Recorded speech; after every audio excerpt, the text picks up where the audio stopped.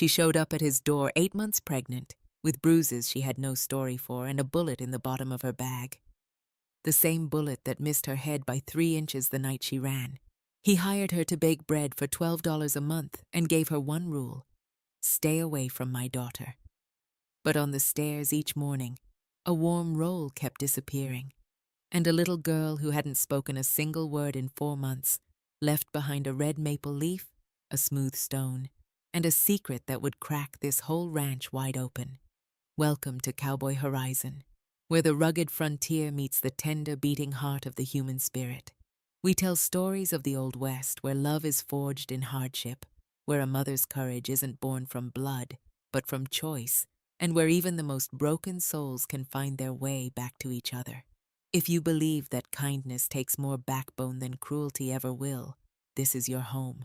This story reminds us that the bravest thing a woman can do isn't running away. It's finally deciding to stop running and build something worth staying for. And sometimes, the deepest kind of healing begins with the simplest gift: a warm bread roll left on a cold stair by someone who refuses to look away. If this story made your heart ache in the best way, press that like button and tell me in the comments, what moment hit you the hardest? This content was carefully researched, developed, and manually edited by our team to deliver meaningful stories with valuable life lessons. Every narrative is crafted to entertain, inspire, and empower our audience. We believe that great stories can change lives, and we are committed to bringing you content that matters. Thank you for being part of our community. That September wind blew across the Texas prairie with a grit that could sand down a boulder. Lena felt that heat right through her thin coat while she stood on the porch of the Wright ranch. Her own heart was beating so loud it nearly covered up the sound of the cattle complaining in the distance. Her old satchel felt like it was filled with rocks, its handle digging into fingers that held fresh bruises she had no story for. Behind her were 3 whole states, and a man who promised she would never get away. In front of her was a closed door, and whatever was on the other side of it. She knocked 2 times. For a few long seconds, the door stayed shut. It was long enough for her to think about turning around, walking those 7 miles back to town, and finding another way to just vanish into the wide open country. Then it swung open. Caleb Wright stood in the doorway, looking like he was cut from the same tough wood as the house itself. He had broad shoulders and a face weathered by the sun, with dark hair that was too long and a jaw that needed a shave. His gray-blue eyes glanced over her pregnant belly with the detached look of a man who only saw folks as problems that needed fixing. "You are late." His voice had the rumble of dry rocks, like a man who never used 2 words when one would do. "Yes, sir." "I am sorry." The coach from Billings busted an axle just outside of, "You are 3 days late." He moved to the side, a gesture that was more about business than a welcome. "The kitchen is that way. I will show you one time." Lena lowered her head and stepped inside, her body trying to make itself smaller, even though she knew that was impossible. She had spent 26 years of her life learning how to shrink, how to not take up room, how to be the kind of woman that people just looked right past. It was a skill for staying alive, one she got good at long before she knew that was what she was doing. The house had a smell of old smoke, leather, and the kind of deep emptiness that happens when a place is just a building instead of a home. It looked clean on the surface, but it felt hollow deep down, like someone had swept the floors and straightened the shelves but forgot to leave any of the warmth. But that kitchen, well, it told another tale entirely. Dried beans were scattered on a counter that had not seen a proper wipe down in months. A cast-iron stove was crusted with old grease and the black remains of meals that had been burned beyond saving. The flour in its sack had gone pasty from dampness that had no business being there. A water pump dripped rust into a sink that was already stained a deep orange. The last cook took off 2 months ago. Caleb said it plain, like he was talking about the weather. "I need bread. Fresh bread 2 times a week, biscuits every day, and anything else you can put together from what is in the pantry and what the supply wagon drops off each month. You will sleep in the room next to the kitchen. Your pay is a room, your meals, and $12 a month." Lena nodded, but her heart sank low at that number. She had been hoping for 15 or maybe even 20 in her wildest dreams. But $12 meant a full 6 months before she could buy a ticket to get farther west. 6 months of having to stay put, where someone could see her, where she could be found. That was if nothing else went wrong. If she could stay quiet enough, plain enough, easy enough to forget. And that was only if Evan Rohr did not track her down first. The ranch hands eat when the sun comes up and when it goes down. Caleb kept on, walking through the kitchen without even glancing at the disaster, like he had taught himself not to see it. For their noon meal, they get cold meat and whatever's left from breakfast. They do not complain, they do not hang around, and they do not bother the help. I have made that perfectly clear. The way he said the word help made something heavy settle in Lena's chest. It was a familiar burden, almost comfortable in how terrible it felt.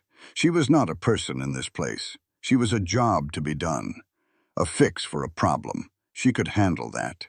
She had made a whole life out of being just useful enough for people to keep her around, and just invisible enough for them to ignore. Yes, sir, one last thing. Caleb paused in the kitchen doorway, with his back still facing her. When he finally spoke, his voice was different. Something changed under that rough sound, and for the first time, Lena did not hear a boss. She heard something raw. It sounded a whole lot like fear. I have a daughter. She is 4 years old. You are to have nothing to do with her. She is not to come into the kitchen. You are not to go looking for her. I need that understood. Lena blinked. Sir, I understood. The word was harder than granite and sharper than a norther. It was not a question. It was a solid wall. Lena had to swallow down the questions that were stacking up inside her throat like dry tinder looking for a match. What kind of father would hide his own child from the person he hired? What was he trying to shield her from? Or maybe what was he trying to shield himself from? Understood, she said, her voice low. He walked away without saying another thing. His boots sounded heavy on the wooden floors, and somehow the empty space he left felt bigger than he had when he was standing right there. Lena put her satchel down on the floor gently, as if she was afraid the boards might crack under even that little bit of weight. Then she looked around her new territory with the sharp eye of a woman who knew how to make a meal out of scraps. A woman who understood that broken things could still be used if you were not afraid to get your hands dirty. She pushed up the sleeves of her dress and got to work. The scrubbing went on for hours. Lena labored all afternoon and deep into the evening. Her knuckles turned red and raw from scraping the cast iron, and her back screamed from leaning over the sink. She scoured that stove until the dark metal finally shone through the layers of grease. She went through the pantry, putting aside what could be saved from what the mice had already gotten to. She sifted the bugs out of the flour and found the salt pork down in the cellar that would work for seasoning. The potatoes had started to sprout, but they were still solid underneath. While she worked, a memory came to her without being called. It was her grandmother's kitchen way back in Ohio, back in a time when it felt like she could learn anything. Before her folks passed away, before she had to live in her uncle's house, before Evan. Bread is the most honest thing there is in this world, little one. Her grandmother's voice floated back to her through the years, feeling as warm and certain as a kitchen dusted with flour. You cannot force it or sweet-talk it or tell it lies. It only listens to patience and to respect. Lena had held on to those words like they were scripture all the way across 3 states. They were the one thing she inherited that no one had ever been able to take from her. When the kitchen was finally clean enough to start cooking in, Lena found her room. Found her. It was small and simple, with a little bed, a washstand, and a door that... She froze. She stared at the door, at the bolt fixed to the inside of it, a lock. A lock that worked from her side, one that could keep the whole world out instead of keeping her in. She just stood there for a long time with her hand on that metal bolt, feeling the lock click into place under her fingers. It was such a simple little thing. A small and everyday kind of miracle. For the first time in more years than she could count, Lena slid a bolt shut and actually felt safe on the other side of a door. She did not go to sleep. Instead, she started mixing dough by the light of a lamp, her hands recalling the motions that her mind sometimes tried to push away. She remembered the special feel of the flour running through her fingers. She knew just the right amount of water to add. She felt the dough change right under her hands, going from a sticky mess to something smooth and living and full of promise. The first batch of bread was ready at 4 in the morning, back when the sky was still black as pitch. The crusts crackled and popped, talking about how perfect they were. That smell just took over the kitchen, a good old-fashioned warmth, the kind of smell that makes a place a home. Lena heard the ranch hands coming before she laid eyes on them. You could hear their boots thumping on the porch and their low voices talking over the weather, some busted fence line, and a steer that had pulled up lame in the north pasture. They trooped on in like men ready for a meal, a whole dozen of them, from a young fella no older than 16 to a weathered old-timer who looked like he'd been there since Montana was just an idea. They all stopped dead in their tracks when that bread smell hit 'em. "Lord have mercy," the old one whispered. His name was Dutch, but Lena wouldn't find that out till later. He just stood there in the doorway, looking like he was in church. Lena cut thick slices and put 'em out with some butter from the cold room, next to a heap of scrambled eggs and what was left of the bacon. Those men ate so quiet you could hear your own heartbeat. And when they left, more than one of 'em tipped his hat to her. That gesture was so unexpected. Lena felt a lump rise in her throat for reasons she couldn't rightly name. Caleb came in after all the hands had cleared out. He poured a cup of coffee from the pot Lena kept warm, didn't put a thing in it, and drank it black while looking at the bread still on the cutting board. "This is good," he finally said. "Thank you, sir, just Caleb. Sir makes me feel like my father." He sliced off a piece and ate it right there, standing up with no fuss. "You know your way around a kitchen. My grandmother taught me." He just nodded, didn't ask anything else, and walked out with his coffee. But Lena saw something that made her heart do a funny little jump. He came back 2 minutes later for another slice when he figured she wasn't looking. He snatched it up real quick, almost like he felt bad about it, like a man who'd forgotten it was okay to enjoy something simple. Lena turned back to her flour-dusted table with a little smile playing on her lips. And that's when she saw her. A little slip of a girl, like a ghost, standing in the kitchen doorway. Her dark hair was a tangled mess around a face that was way too skinny for a child. Her eyes were huge, and they were watching everything. "Look, Mara." Caleb's voice cut through the quiet of the house. "Where are you, girl?" The little one just faded away, as silent coming as she was going. Lena heard Caleb's heavy boots on the floorboards, heard him mutter something she couldn't quite catch, and then the solid creak of a door pulled shut. A lock clicked into place. But this wasn't the kind of lock Lena had on her own door, the kind meant to keep the world out. This was the other kind, the kind made to keep a soul in, a kind she knew all too well. Lena turned back to her bread dough, but now her hands had a tremor in them. A little girl, only 4 years old, locked away from the warm kitchen, from the help, from anything that felt like comfort or kindness, like the smell of fresh bread and a gentle smile. Lena understood being put away. She understood being hidden from the world, but she had been a grown woman when Evan started making her world smaller, telling her where she could go, who she could talk to. This child was learning that lesson deep in her bones before she even knew the words for what was being stolen from her. Lena worked the dough harder than it needed, her anger twisting with the motion of her hands. But getting mad wouldn't fix a thing. Anger wouldn't keep her job, wouldn't keep her safe, wouldn't get her through the next 6 months she needed to save up and run again. She had rules to follow. Caleb had made them plain, and Lena had already paid a high price for breaking a man's rules. So she just baked. And when the next batch of rolls came golden from the oven, she set one perfect one aside, still warm, and wrapped it up in a clean cloth. She took it to the back stairs, the ones that went up to the bedrooms, and set it careful-like on the very first step. If a little spirit wanted to find it, she would. If not, the barn cat would eat well come morning. Lena didn't ask for any thanks. She didn't expect a thing. But her grandmother had taught her something that Evan Rohr had tried his best to beat out of her and never quite did. Kindness don't ask for a by your leave. All it needs is a backbone. And sometimes a backbone looks a whole lot like a warm bread roll on a cold stare. That night, safe in her room with her own door locked from the inside, Lena opened her old carpet bag to lay out the few things she'd carried across 3 states. An old dress, washed thin but still clean. Her grandmother's worn-out Bible with wildflowers pressed between the pages of the Psalms. A comb with 3 teeth missing. And down at the very bottom, tucked in a corner like a secret she couldn't bear to part with, was a tightly folded handkerchief. The edges were stained a dark brown, with something she'd long ago stopped looking at too closely. She unwrapped it with steady fingers, a motion she knew by heart. Inside sat one single bullet. It was lead, a little flat on one side where it hit the window frame, just 3 inches from her head the night she ran.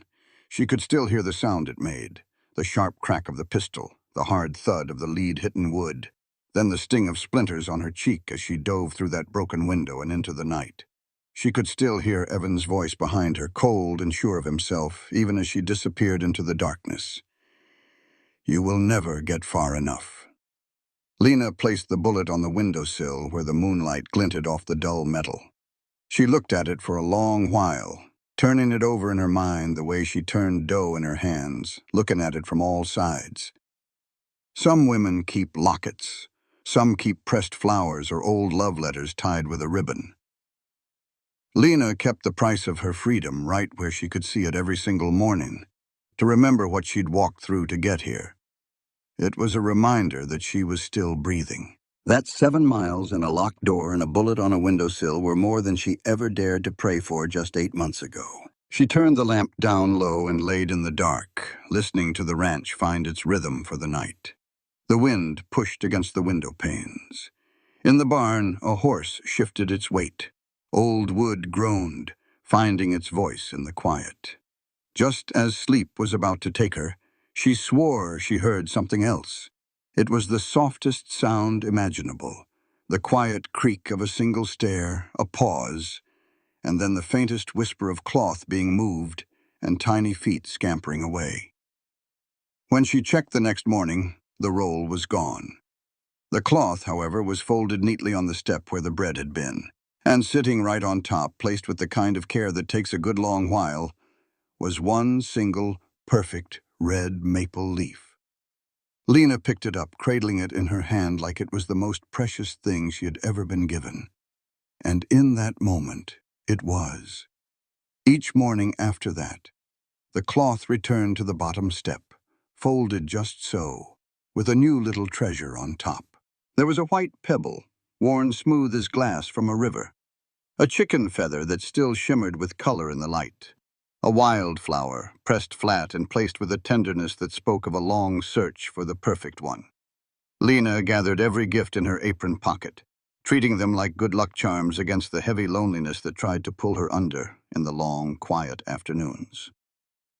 It was a whole conversation they were having, one without a single sound. She kept all the treasures in a little wooden box under her bed, the leaf, the stone, the feather, a little piece of blue yarn, a flawless acorn top. Every last one was a word in a secret language she and Mara were making up together. It was a language that had no voice and broke no rules because Caleb had only told her she was not to talk to his daughter. He never said a word about leaving bread on the stairs. The first week settled into a routine as old as ranching itself. Lena was up before the sun and worked until her feet felt bruised and her hands seized up. She memorized how all 12 of the ranch hands took their meals. Dutch, the old foreman, wanted his coffee strong enough to dissolve a horseshoe and liked his bread plain. Sam, a young fella not a day over 19 with a good heart and a mouth that never stopped, would not touch an egg but put away 3 biscuits at every sitting. Reed, who was hardly older than Sam but twice as clumsy, saved his bread for the very end like it was a special dessert, pulling it into little pieces and eating each one with his eyes shut. She learned the sounds of the big house. She knew which floorboards gave a warning creak when Caleb headed out to the far pastures before dawn. She learned the specific rattle of the supply wagon coming up the road from town. She even learned how the wind would change its tune right before a new weather front rolled in. And she learned all about Mara through the empty spaces and the quiet echoes she left behind. The gifts on the stairs started getting more detailed. Lena answered back the only way she knew how, changing what she left for the little girl. A biscuit with a little bit of honey on top. A cinnamon roll she made with sugar she had been saving. Sugar she could not really afford to use, but could not stand to keep. A piece of cornbread with butter melted deep into its warm yellow center, still hot enough to send up a little steam in the cool morning air. One morning, the gift waiting for her was not a stone or a feather. It was a drawing. Done in charcoal on a piece of brown paper, the lines were shaky, but you could tell what they were. A big woman was standing next to a stove, and right beside her stood a very little girl. Lena had to grab the edge of the kitchen table just to keep her knees from buckling. Dutch was the first soul on that ranch who really spoke to her.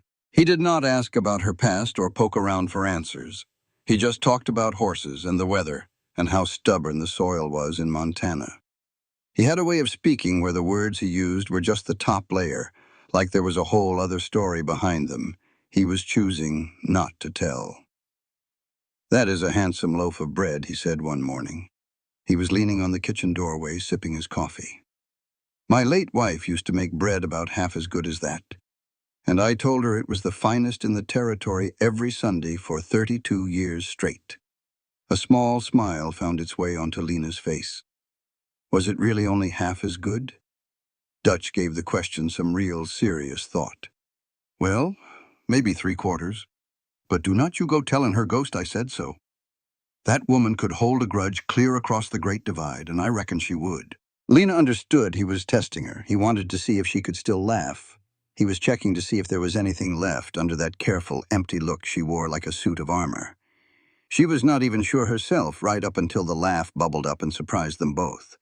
From that day on, Dutch found reasons to be in the kitchen when he was not working. He never got in the way or asked questions. He was just there. He was like a man who decided something needed looking after and was happy enough to do it from a quiet corner. One afternoon, Lena was down in the root cellar under the kitchen getting the supplies organized when she saw something in the back corner. It was a dusty old wooden crate, bigger than the rest, with faded ink on the side. Ranch documents, contracts, and deeds. It was sitting under a shelf of canned tomatoes mostly covered by a pile of empty grain sacks. She did not open it, but she made a mental note of where it was, filing it away in that part of her brain that had learned to keep track of everything. She cataloged all the ways in and all the ways out, all the hiding spots, things that might come in handy down the road. You just never knew when it might be important to know where all the official papers were kept. Caleb started taking his breakfast with the hands, instead of having his coffee alone in his office at the back of the house. He did not say much during those meals. He just sat at the head of the table with his plate and his silence, watching the men eat. His face did not look satisfied exactly, but it no longer had that flat, empty look Lena saw on her first day. Something was changing in that house. She could feel it, the same way you can feel the air change right before a storm rolls in. Dutch saw it too.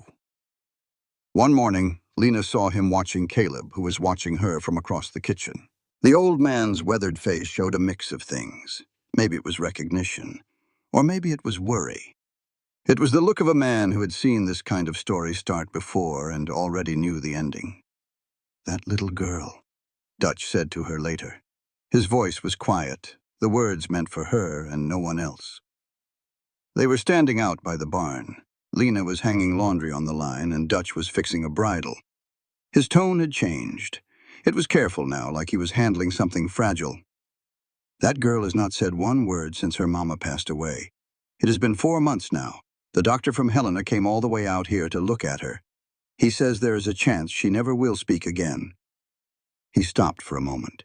He looked toward the house with eyes that had seen it all, from cavalry charges to long cattle drives and every kind of trouble the frontier could throw at a person. But this morning I saw her smile. That was the first time in 4 long months. "I figured you ought to know what you're doing in there, even if you do not realize it yourself." Lena just stood there with a wet shirt in her hands, with no idea what to say. She had not been trying to do anything special. She was just leaving bread on a stair. She was just giving what little she had to give because she knew a child was hungry for something that was not food. Late that afternoon, the wind turned. The sky to the west went a strange, sickly yellow-green. It was a color Lena had never seen back in Ohio, but some deep part of her knew exactly what it meant. Every nerve that had been sharpened by 8 months on the run was screaming the same thing. Something is coming. Caleb came riding in hard from the far pasture. His horse was covered in dust and sweat, and his face looked like it was carved from stone. He swung himself out of the saddle and called out to Dutch, his voice loud enough for Lena to hear from the kitchen window.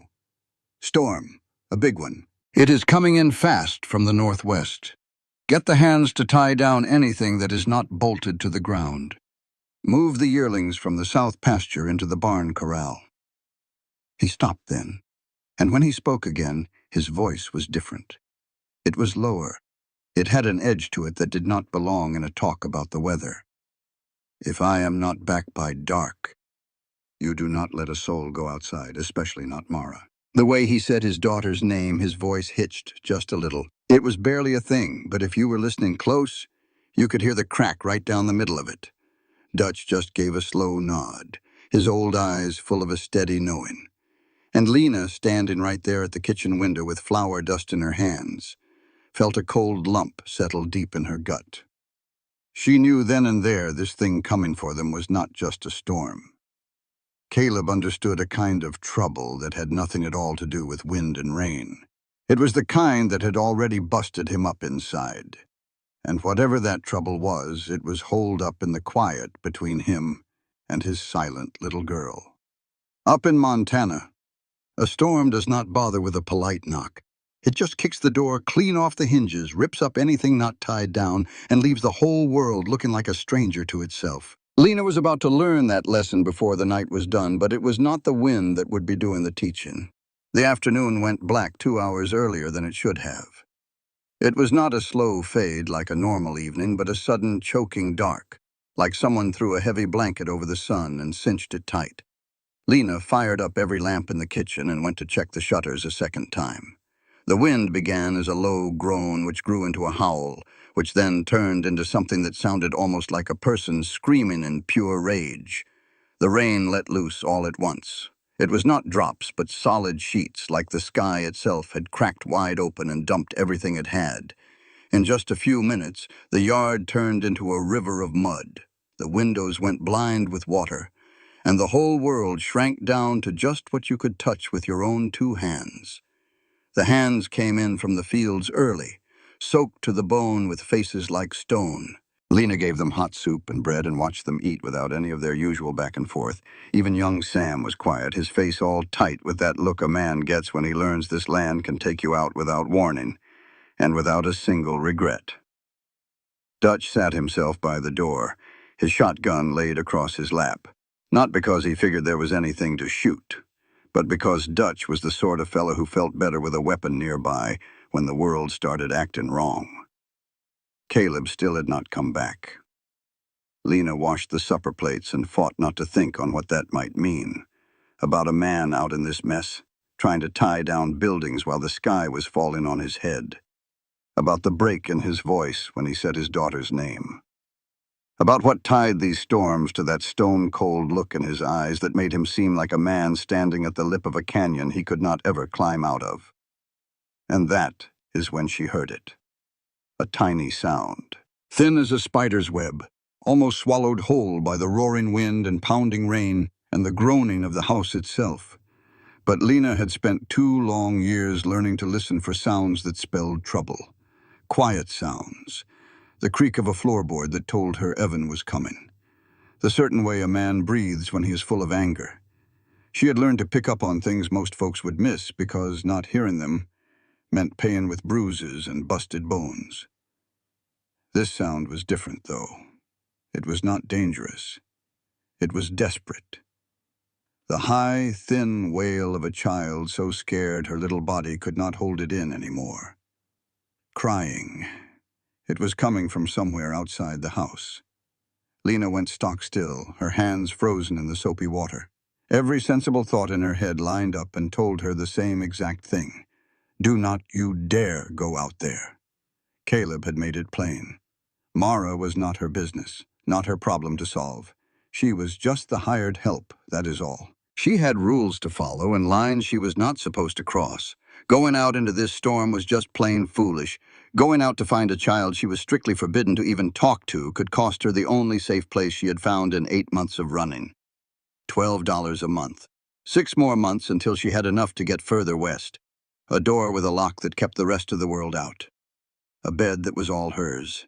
Safety. Survival. The simple, hard math of staying alive when that is all you have left. The crying sound came again. Weaker this time, more fragile. It was the sound of someone tiny who had given up all hope of being heard, but just could not stop the noise because the fear was too big to keep inside. Lena snatched a shawl from the hook beside the door and lit out into the storm. The rain hit her like cold fists, coming down hard and fast, soaking her clear through in the few seconds it took to get across the yard. She could not see more than 3 feet ahead of herself. The world was nothing but gray walls of water, lit up now and then by a flash of lightning that made everything bone white for a terrible second, before dropping it all back into the dark. The crying was coming from the barn. She was nearly sure of it. She wrestled her way across the yard, her skirts turning heavy with mud and her boots slipping and sliding, her breath coming in short gasps that the wind snatched away. Twice she nearly went down. Both times she caught herself on a fence post she could not see but found by feel, her hands reaching out, refusing to let her quit. The big barn door was swinging loose, banging hard against its frame with every big gust. Inside was a little bit better. The rain was kept out, but the wind squeezed through every crack in the old wood, and the horses were rolling their eyes and stomping in their stalls, all spooked by the storm's racket. And there, huddled way back in a corner, against a stack of hay bales, was Mara. She was so little you could have missed her altogether. The child was soaked clean through. Her little nightgown was stuck to her skin, and her dark hair hung down in wet clumps around a face so pale it looked nearly see-through. She looked like a little ghost the storm had tried to wash away. In the dim light, her eyes met Lena's, wide with a fear so deep it seemed to have pushed out everything else. She was way past scared, in a place where fear had swallowed up all other feelings, leaving just the animal need to make yourself small and pray the danger moves on. She did not say a word. Lena had not heard her make a single sound since she first came to the ranch. But her little body was shaking with sobs so big they seemed to rattle her tiny frame, silent cries that shook her chest and twisted her face into a look of pain no 4-year-old ought to ever have. Lena did not stop to think. Thinking would have stopped her cold. It would have reminded her about the rules and the lines she should not cross, about $12 a month, and the hard math of just staying alive. Instead, she walked across the barn floor, knelt down on the damp ground, not caring that the hay was sticking to her wet clothes, and she just opened up her arms. Mara waited for just a single heartbeat. No more than that. The tiny space between one breath and the next, between one world and a whole other one. Then she flung herself into Lena's arms with all the force of somebody who has been falling a long, long time and finally grabbed a hold of something solid. Her little arms wrapped around Lena's neck and locked on tight.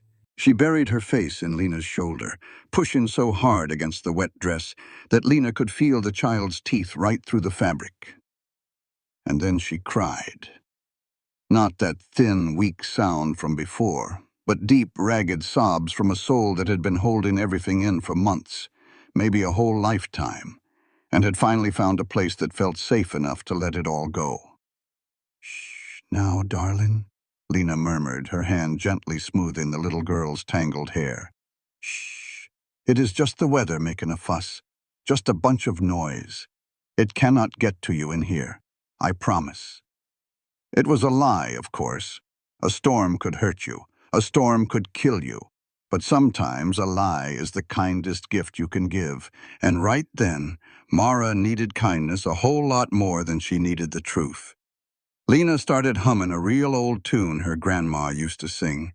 It was something about a garden and a valley and finding your way back home. She had lost the words somewhere in the years between her grandma's warm kitchen and this cold barn in the back of beyond.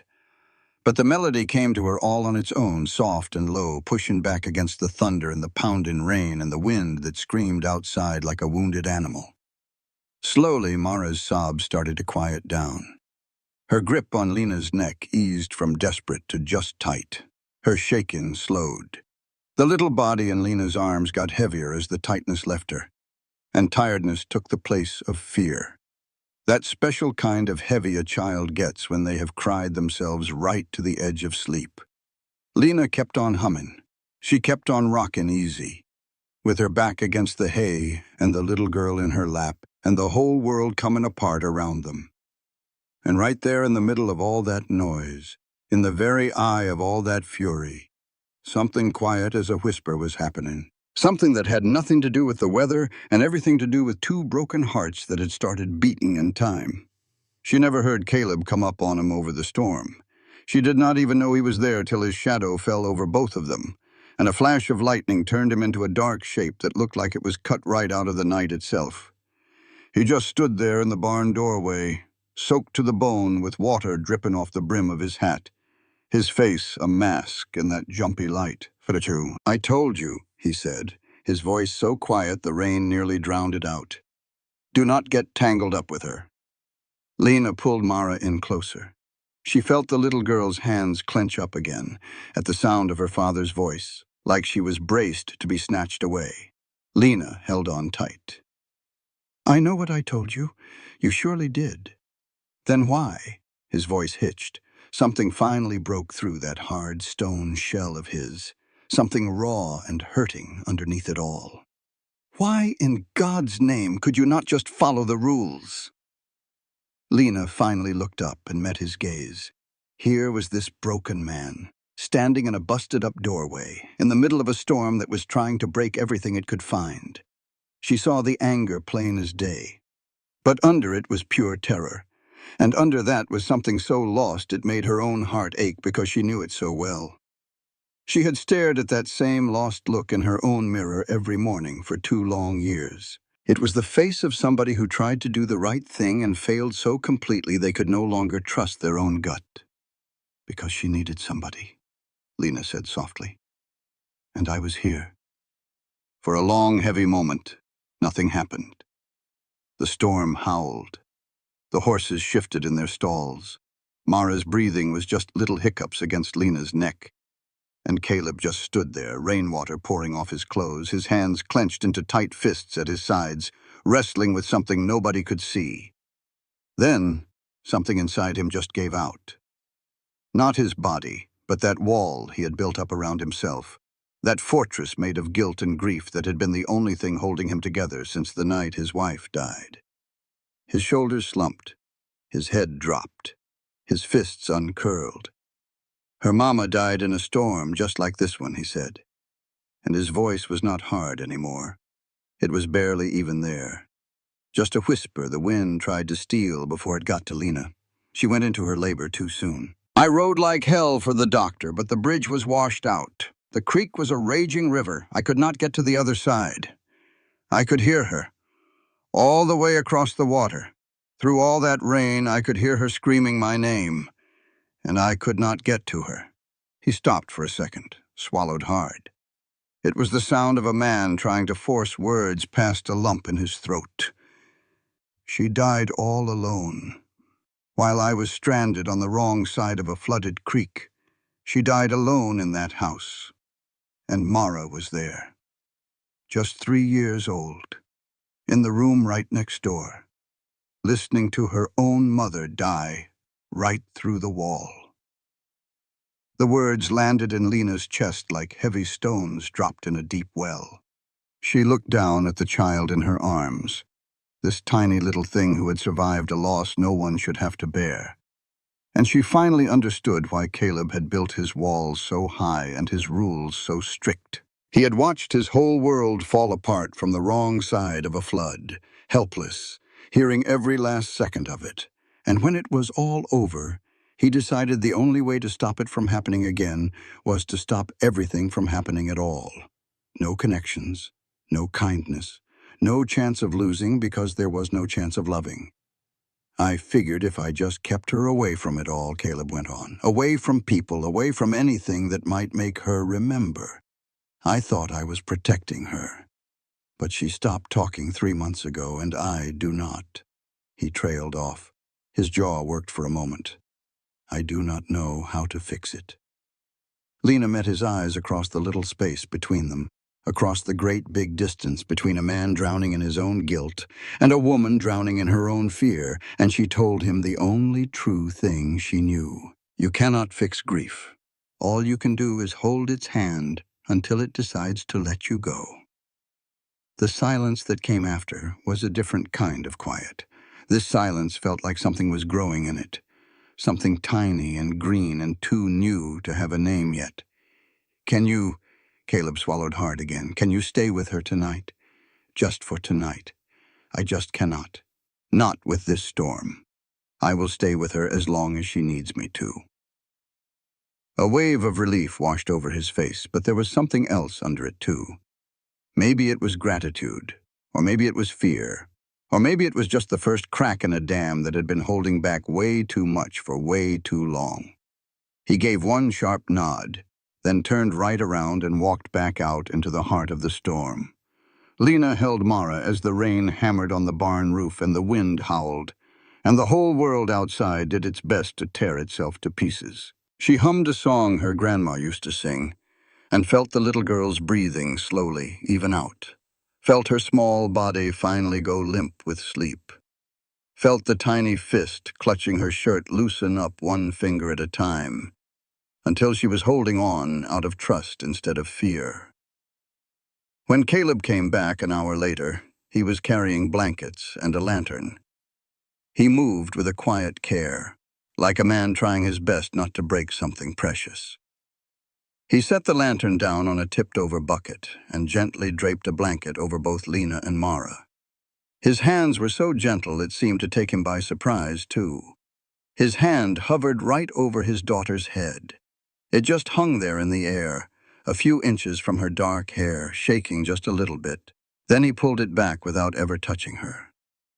It was like he had forgotten how, like he was afraid that touching her might hurt the both of them. "Thank you," he said, and the words came out rough, like unfinished pine. They were scraped raw and honest, and they hurt to hear. Lena just nodded her head because she could not find any words. Her chest felt too full, with too many feelings she could not name pushing up against her ribs, and she was afraid of what might come out if she opened her mouth. Caleb settled himself against the far wall, stretching his long legs out, and pulled his hat down low over his eyes. He did not sleep either. Lena could tell by the sound of his breathing, by the tightness that never quite left his shoulders, and by the way he would lift his head to check on them every time the storm got louder. And that is how they passed the night. A broken man, a woman in hiding, and a little girl who would not speak.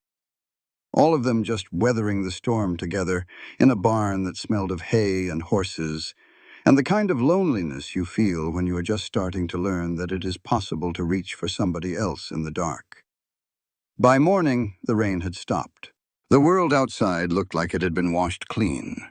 Every color seemed sharper and brighter, as if the storm had scrubbed the whole landscape down and left only the real things behind. Mara stirred and opened her eyes. She looked at Lena with something that looked a whole lot like trust. Then she carefully slipped out from under the blanket, walked across the barn on her bare feet, and went straight to her father. Caleb scooped her up. His arms finally remembered what they were for, wrapping around his daughter with the kind of careful strength you use for something priceless. He stood up and settled her on his hip, and her little head just fell against his shoulder, like a child who feels perfectly safe. He carried her over to the big barn door, toward the morning sun pouring in like liquid gold. At the doorway, he stopped. He turned around. He looked back at Lena, who was still sitting in the hay with straw in her hair and dried tear tracks on her face, with every feeling she had written clear as day for anyone to see. "The bread," he said. The rolls you have been leaving on the stairs, that is going to stop now. Lena's heart dropped right down to her boots. She knew this was coming. She knew the second she ran out into that storm that she was picking kindness over staying safe. And this was going to be the price she had to pay. I understand, she said, her voice low. Because, Caleb went on, and his voice completely changed. It dropped to a level that was almost gentle, almost tender, a sound she had never heard from him before, and it made the breath catch in her throat. Because she will be eating breakfast with all the rest of us. In the kitchen. Right where she belongs. And then he walked out into the morning light with his daughter on his shoulder, leaving Lena sitting there in the hay with fresh tears streaming down her face and something dangerous and beautiful and terrifying blooming inside her chest. It was the one thing she had sworn 8 months ago she would never let herself feel again, because feeling it meant risking everything. And she had already lost too much. It was hope. Foolish, stubborn, impossible hope. It was rising up in her like bread dough, like the morning sun, like the first little speck of green pushing its way through the frozen ground. She sat there for a long time, just letting it grow. The old stone oven behind the house finally crumbled on a Tuesday afternoon, and when Lena looked at the pile of stones, she saw a future. That was the most dangerous thing she had done yet. Not thinking about rebuilding the oven, but letting herself want something more than just getting by. Wanting was a luxury folks like her could not afford. Wanting was just the open door that disappointment always used to get inside. But standing there with the October sun warm on her face and the mess of rocks at her feet, Lena wanted anyway. You think you can fix it? She jumped at the sound of Caleb's voice right behind her. He had a way of showing up without a sound, moving across his own land like he was a part of it. He stood with his thumbs hooked in his belt, squinting at the collapsed oven like he was sizing up a problem with his cattle or a broken fence. I suppose I could, she said, choosing her words with care. I would need help with the heavy stones, and some mortar, and fire brick if you can get it. Make me a list. I will get what you need off the next supply wagon. That is not necessary. The stove in the kitchen works just fine for bread and biscuits. Caleb looked at her then. He really looked at her, with that rare, focused attention that made her feel seen in a way that still scared her. Like he was not just seeing the woman standing in front of him, but the woman she could be if somebody just gave her a chance. I have been thinking, he said. There is only one other bakery between here and Billings, and their bread tastes like a punishment. If you could turn out more with a proper oven, we could sell to the mining camps, the logging sites. We might even get a contract with the fort. Lena's mind started racing. That is not just cooking for the ranch, she thought. That is a business. It was a real living. A whole lot better than $12 a month. He turned and walked off before she could say a word, leaving her there amongst the busted bricks of the old oven. And right there, something that felt an awful lot like a future started rising up in her mind. It was just like bread dough, finally given a warm spot and enough time to do its thing. The supplies showed up on the next wagon. They got fire brick and mortar, trowels and levels. Dutch and a couple of the younger fellas, Sam and Reed, gave up their afternoons to help get it built. They worked as the autumn sun hung low in the sky, mixing mortar and laying brick. All the while, little Mara sat close by, just drawing pictures in the dirt with a stick. That child had claimed her spot at the kitchen table the very first morning after the storm. Still quiet as a mouse, but she was there. Her dark little eyes took in everything, cataloging the whole world around her like a tiny, serious scholar. She never spoke a word, but she found her own ways to communicate. A nod of her head for yes, a little shake for no. She would leave drawings on the table showing houses and folks, and sometimes horses running wild through fields of scribbled grass. And she would smile. They were small, careful smiles that looked like they cost her something each time.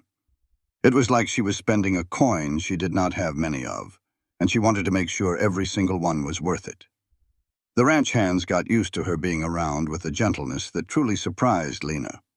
They spoke a little softer when Mara was at the table and saved their rougher stories for the bunkhouse. Dutch even started carving little wooden animals when he had a spare minute, leaving them by her plate. He made a horse, a cow, and a chicken that looked more like a lopsided sparrow, but it made Mara's mouth twitch into what was surely, without a doubt, a smile. On the third day of building, Reed's trowel slipped and cut a deep gash right across his forearm. Bright red blood just welled up, a shocking sight. The boy cussed and grabbed his arm, his face turning as pale as fresh milk. Lena did not even have to think. She ripped a strip from her apron, tied the wound up tight, and started barking out orders for clean water and whiskey to clean it with. Her hands were steady as a rock, even while Reed swayed on his feet and Dutch had to grab him to keep him from falling over. She cleaned that wound and wrapped it up proper, not even flinching at all the blood. "You have done this before." It was not a question. Dutch just said it, watching her work with those eyes of his that never missed a thing. "My grandmother raised me. She was the only doctor we had in our little town." The words just tumbled out of Lena's mouth before she could stop them. It was a piece of her past she had planned on keeping buried. "A useful skill is all," Dutch said. Dutch. But his eyes held a question she had no intention of answering. They finished the oven a week later, right as the first real cold snap hit. Firing it up for the first time felt like some kind of special occasion. All 12 of the ranch hands gathered around to watch Lena build the fire inside that stone chamber, to see the bricks soak up the heat, and to wait for the temperature to climb to that perfect point where flour, water, salt, and thyme turn into something almost holy. The loaves that came out that evening made her old kitchen bread look plain. The crust was like shattered glass, and the inside was as soft as a cloud. It was the kind of bread that made a person close their eyes when they took a bite. The kind that made you remember every good meal you ever had and every soul who ever cared enough to feed you right. "Lord in heaven," Sam whispered, his mouth full. "This is better than my mama's cooking, and I will go to my grave denying I ever said that if a single one of you tells her." The men all laughed. It was a sound that was becoming more common these last few weeks, like the whole ranch was finally remembering how to take a good, deep breath.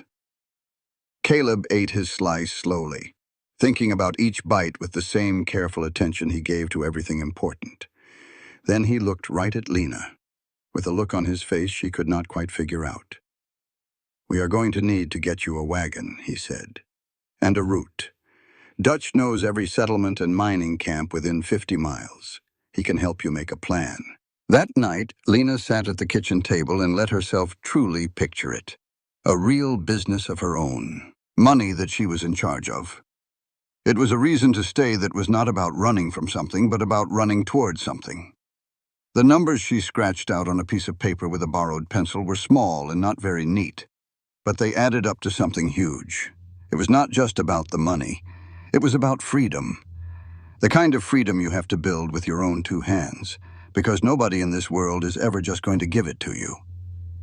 The first delivery run left the ranch before the sun came up on a Tuesday morning that had the smell of snow in the air. Lena sat right next to Dutch on the wagon bench, her hands clamped tight on the edge of the seat as the wheels found their groove on the bumpy road. Behind them, wrapped up in oilcloth and stacked up just so, were 200 loaves of bread. That was everything the stone oven had given them in 3 straight days of firing. Dutch was not much of a talker, and that suited Lena just fine. He guided the horses with an ease that came from traveling these roads so many times he could probably do it with his eyes closed. His weathered face gave away nothing about what he thought of hauling bread across the territory with a woman who flinched at every sudden noise. The first stop was a place called Silver Ridge, a mining camp that clung to a hillside like it was not quite sure it wanted to be there. Men started coming out of their bunkhouses and tents, their faces showing surprise when they saw Lena climbing down from the wagon. "Fresh bread," Dutch called out, his voice having that special kind of authority of a man who figured he would be listened to. "The best you will taste this side of the Mississippi. 2 loaves for $1. A big fella with a scar cutting clean through his left eyebrow stepped up, his arms crossed over his chest. "That is a mighty steep price for bread, old-timer." "Then do not buy it," Dutch said, his voice calm. "But I bet you will be thinking about it come supper time when you are trying to choke down whatever pasty mess your cook calls biscuits." Lena unwrapped one of the loaves, broke off a good-sized piece, and held it out. "Try it first. If it is not worth $1, we will just move on down the road." The man with the scar took the bread with his thick fingers, took a bite, and just stopped. The doubtful look on his face melted away into something that looked almost like he had found religion. He chewed slowly, swallowed, and then looked at the piece still in his hand like he was afraid it might just disappear. "I will take 10, he said. They sold out in 20 minutes flat. At the third camp, some fella from the back of the crowd hollered something ugly about Lena and special deliveries. Dutch set down the loaf he was wrapping and turned around real slow until he was facing the man. His old eyes were as steady and cold as creek water in January. "That is Mrs. Hart to you," he said, his voice quiet, but it carried. "And she is under the protection of the Wright Ranch. Do you understand what that means?" The laughing just died out like a candle in the wind. The fellow who hollered took a step back. "I did not mean nothing by it. Just see that you do not, Mrs. Hart." The name felt strange settling in Lena's chest. It was a lie, but it felt like a suit of armor. She had never been anybody's Mrs. Anything. She had never belonged to someone in a way that came with protection, instead of just ownership. The title was made up, but it covered her like a shield, and she was grateful for it, even as it reminded her that she was still hiding, still pretending to be somebody she was not. $143. Lena counted the coins 3 times on the ride home, hardly able to believe the weight of them in her apron pocket. It was more money than she had ever held in her hands at one time. Money she had earned with her own 2 hands and her own skill, not something given to her like an allowance or charity, or as payment for things that had nothing to do with baking bread. On the long ride back to the ranch, Dutch did not say a word for what felt like miles.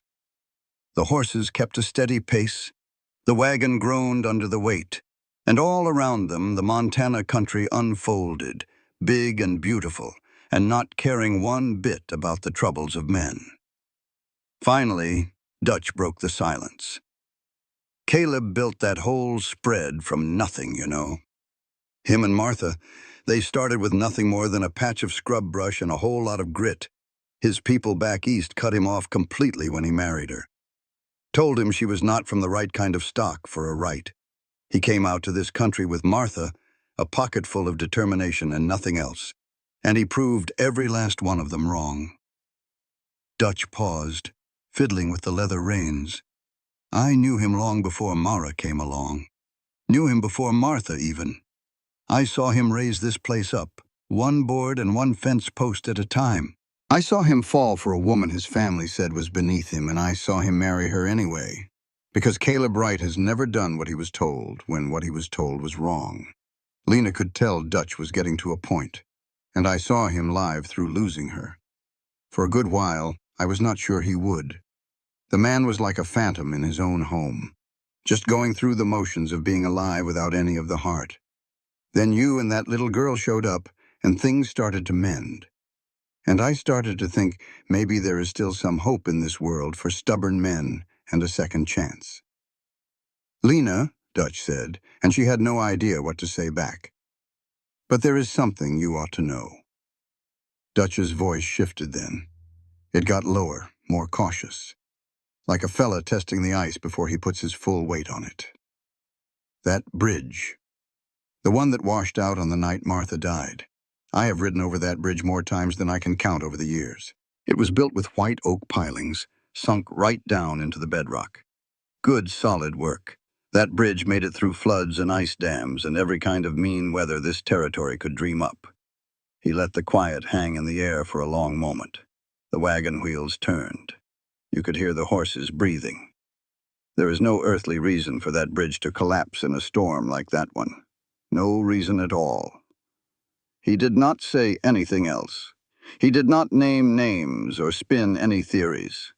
He just let his words settle in the cold air between them, heavy with things unsaid.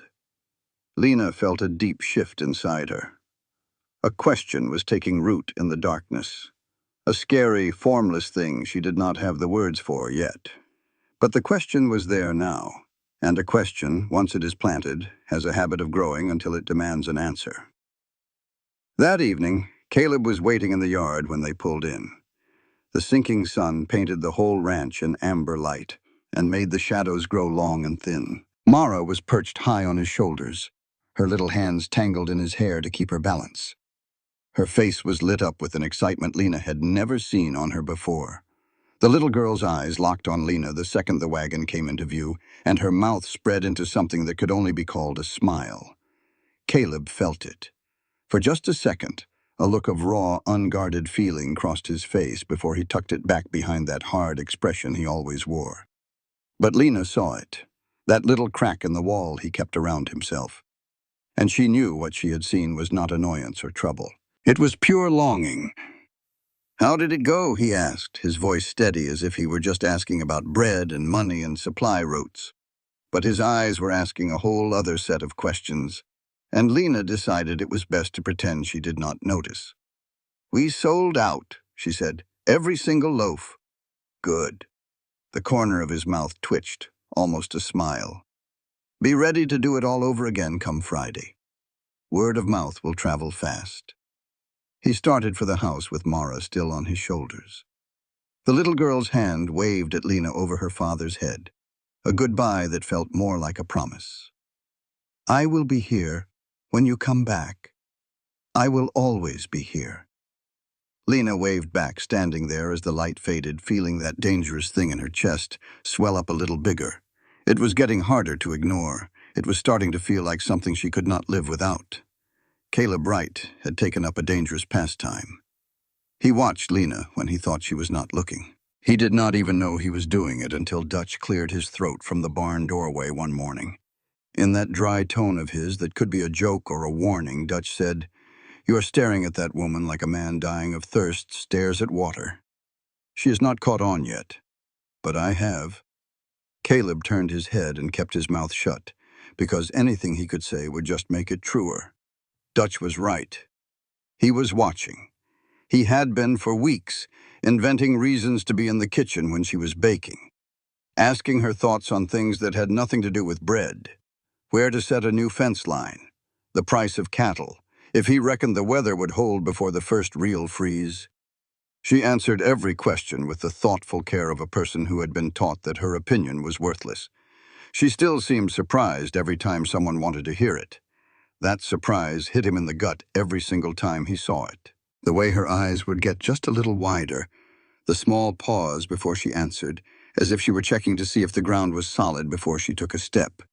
Who in the world had taught this woman that her own thoughts did not matter? Who had convinced her that her voice was not worth hearing? He already knew the answer. She had told him, during one of those long afternoons mending fence in the cold October air.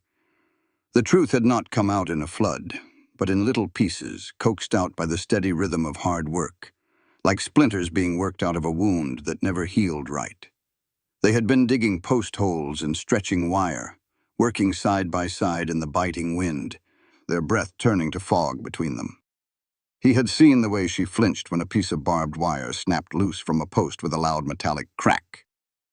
It was not the flinch of being startled.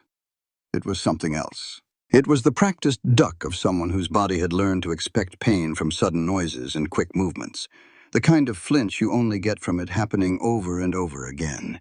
He had not pushed. He just kept on working, kept on digging, kept on being there. And after a time, the way truths sometimes slip out when your hands are full and your guard is down, she started to talk. His name was Evan Rohr. She said it to the fence post she was holding, not looking at Caleb. "He convinced me that I needed him, that nobody else would ever want me, looking the way I do. By the time I figured out what he truly was, I was in too deep. He was in charge of everything, my money, where I went, who I was allowed to talk to. The first time I tried to leave, she trailed off. She slammed the post driver down with a force that had nothing to do with building a fence. He made it perfectly clear that leaving was not an option." Caleb's hands had clenched the wire so tight the barbs dug right through his leather gloves. He kept his voice even, knowing that losing his temper now would not do a bit of good. "But you left anyway. I got lucky. He had to go to Denver for business. I grabbed what I could carry and I ran. I have been running for 8 months now, changing my name, only staying in places where folks do not ask too many questions. Montana felt far enough away. Remote enough. I thought maybe I could just disappear here. This is my land. Caleb slammed the next post into the earth with enough power to sink it a good 6 inches deeper than it needed to go. And what is mine, I protect. That includes the hired help who makes bread better than any I have had in 5 years, and who held my daughter through a storm when I was not here to do it. He drove the post again. The shock of it ran up his arms and settled deep in his chest. You are not disappearing, Lena. You are building something. There is a big difference. She had finally looked at him then. A real look, the kind she hardly ever gave, meeting his eyes straight on instead of glancing away. And what he saw there was not just thanks or relief. It was something thornier, more dangerous. It was the look of someone standing on the edge of trusting another soul, trying to decide if the ground on the other side would hold their weight. Now, weeks later, the bakery was rising like dough in a warm kitchen. Sarah Dawson had come on to help, a quiet woman with strong arms and a baby always settled on her hip. Margaret Boone joined next. She was the wife of one of the ranch hands, sharp as a tack, and with an opinion on everything, but she had the skills to back it all up. Then there was Ruth Whitfield, a widow from town who used to have her own bakery. She showed up with her personal rolling pin and a personality that could peel paint off a wall. That kitchen hummed with work from before the sun was up until long after it went down. A fine coat of flour covered every single surface. The air was warm and thick with the smell of yeast and the special kind of tired that comes from work that matters. Mara sat at the kitchen table each morning, twisting scraps of dough into little shapes that Lena would bake for her right alongside the real loaves. The child still did not talk, but her being there filled the kitchen with something vital that nobody could quite put a name to. She talked with her hands and her face and with the little pictures she would leave on the table, like secret notes in a language that only she and Lena truly understood. One morning, Mara tugged on Lena's skirt while she was pulling a hot tray from the oven. Lena looked down and saw the child holding up a lumpy, misshapen piece of baked dough. Her face was a mix of uncertain, hopeful, and scared. "That is beautiful," Lena said, squatting down so they were eye to eye. "Is it for me?" Mara nodded. "Then I am going to keep it forever." Lena took the little loaf, which was still warm, and she pressed it to her chest. "Right here, where all the important things go." A smile broke across Mara's face like the sun coming up over the plains, sudden and bright and almost too much to take in. The child wrapped her arms around Lena's neck, held on for 3 heartbeats, and then ran off toward the yard. She left Lena crouching on the kitchen floor, holding a piece of burnt dough over her heart with tears running down her face that she did not even try to wipe away. Caleb was standing in the kitchen doorway, just watching. His face was impossible to read, a mix of so many feelings stacked so deep that all you could see on the surface was stillness. "She is getting better," he said in a low voice. "She is, and it is because of you." Lena just shook her head and turned back to her chores. "It is because she is ready. Children start to heal when they feel safe enough to try. And you made her feel safe." He said it like it was a fact, not a question.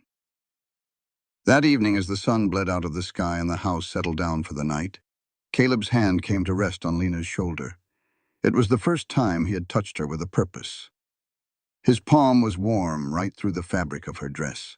His grip was gentle but solid, the touch of a man who knew exactly what he was doing and was doing it anyway, no matter what every voice in his head was telling him. Lena didn't move away.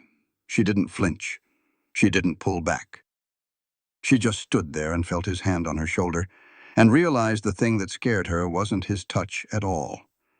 It was how powerful, deep down, she did not want him to ever let go.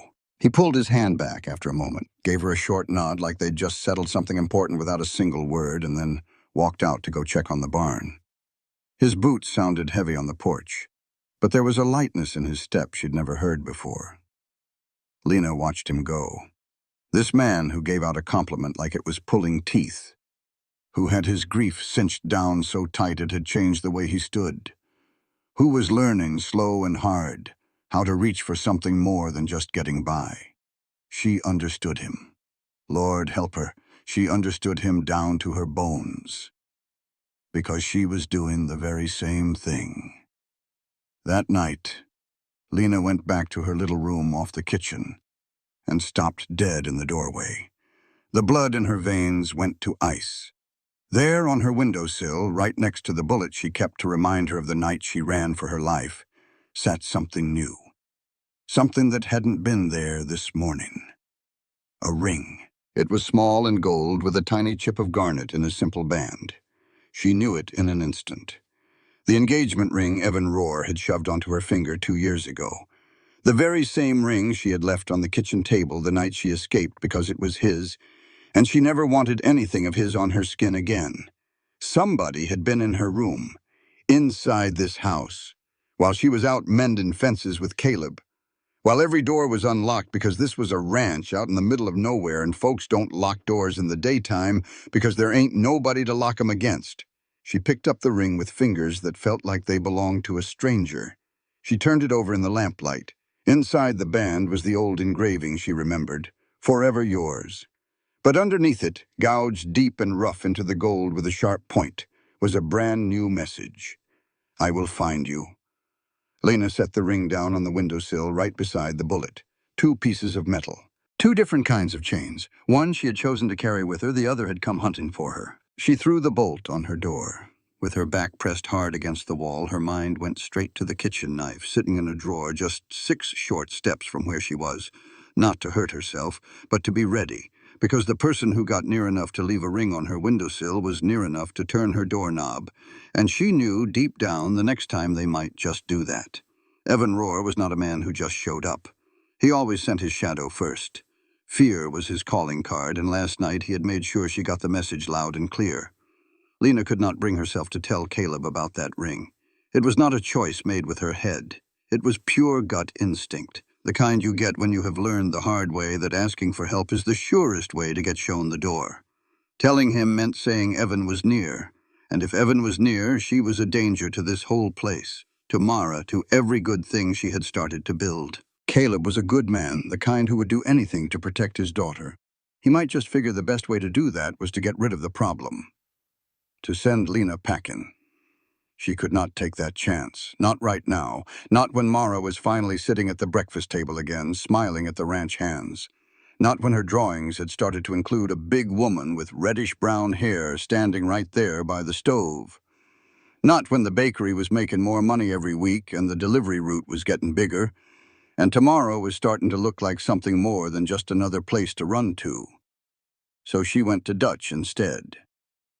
The old foreman listened, not saying a word, while Lena showed him the ring and told him what the carving on it meant. His leathery face went real quiet, and she knew right then he was not surprised one bit. He had been expecting something. Maybe not this exactly, but he had been waiting for the other shoe to drop. He checked all around the house that afternoon while Lena stayed in the kitchen, her big knife within easy reach for the first time since she got to the ranch. When Dutch came back in, he looked mighty grim. "Found boot prints under your window. They ain't ranch boots, city leather, costly. The kind of shoes a man wears to an office, not to work." He leaned his rifle up against the kitchen wall, putting it where either of them could grab it quick. He paid someone to do his dirty work. Would not come out here himself. Too much risk. Too far from his own stomping grounds. But he wanted you to know he is still watching. Dutch pulled his hat down a little tighter on his head. "I will be sleeping in the barn for a few nights, just to keep an eye on things. Dutch, you do not have to do that. Girl, I've been watching over things since before you were a thought." Besides, his old eyes got a little softer. "I gave my word I would look after this ranch. That means the folks in it, too." The next punch landed 2 days later. 2 of the big mining camps up north called off their regular bread orders. They did not give a real reason, just mumbled something about cutting costs and finding someone closer. But when Dutch rode out to see what was what, the foreman at Silver Ridge told him the straight truth over a glass of whiskey. A fella passed through, started asking all sorts of questions about the Wright ranch. Said y'all were having money trouble, that you might not be a reliable delivery. He suggested we ought to find another baker before this whole place went under. Evan was not just watching. He was tearing down her business from afar, snipping every thread she had woven together. He was making sure that anything she built, he could knock right over without lifting a finger.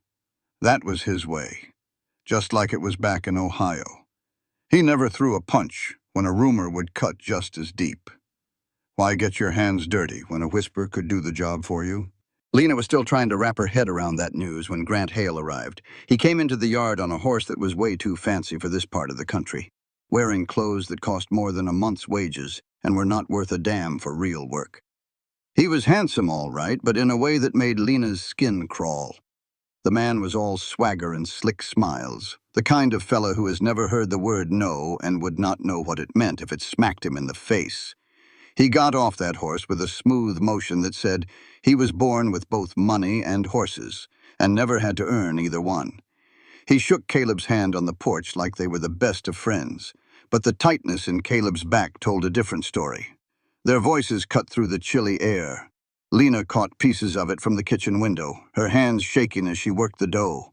Words like water rights, legal claim, $5,000, 30 days or I'm filing suit with the territorial court. The fella who owned this place before you signed a contract. Pay up in full, or I will start proceedings to take it. When Hale finally rode off, he tipped his hat in a way that was pure poison.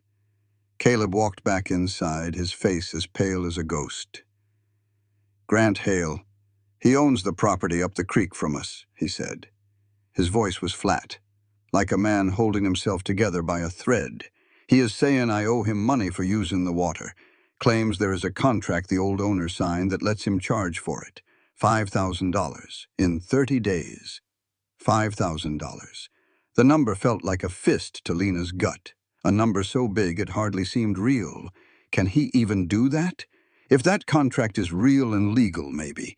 And even if it is bogus, fighting him in court would cost just about as much and drag on for months.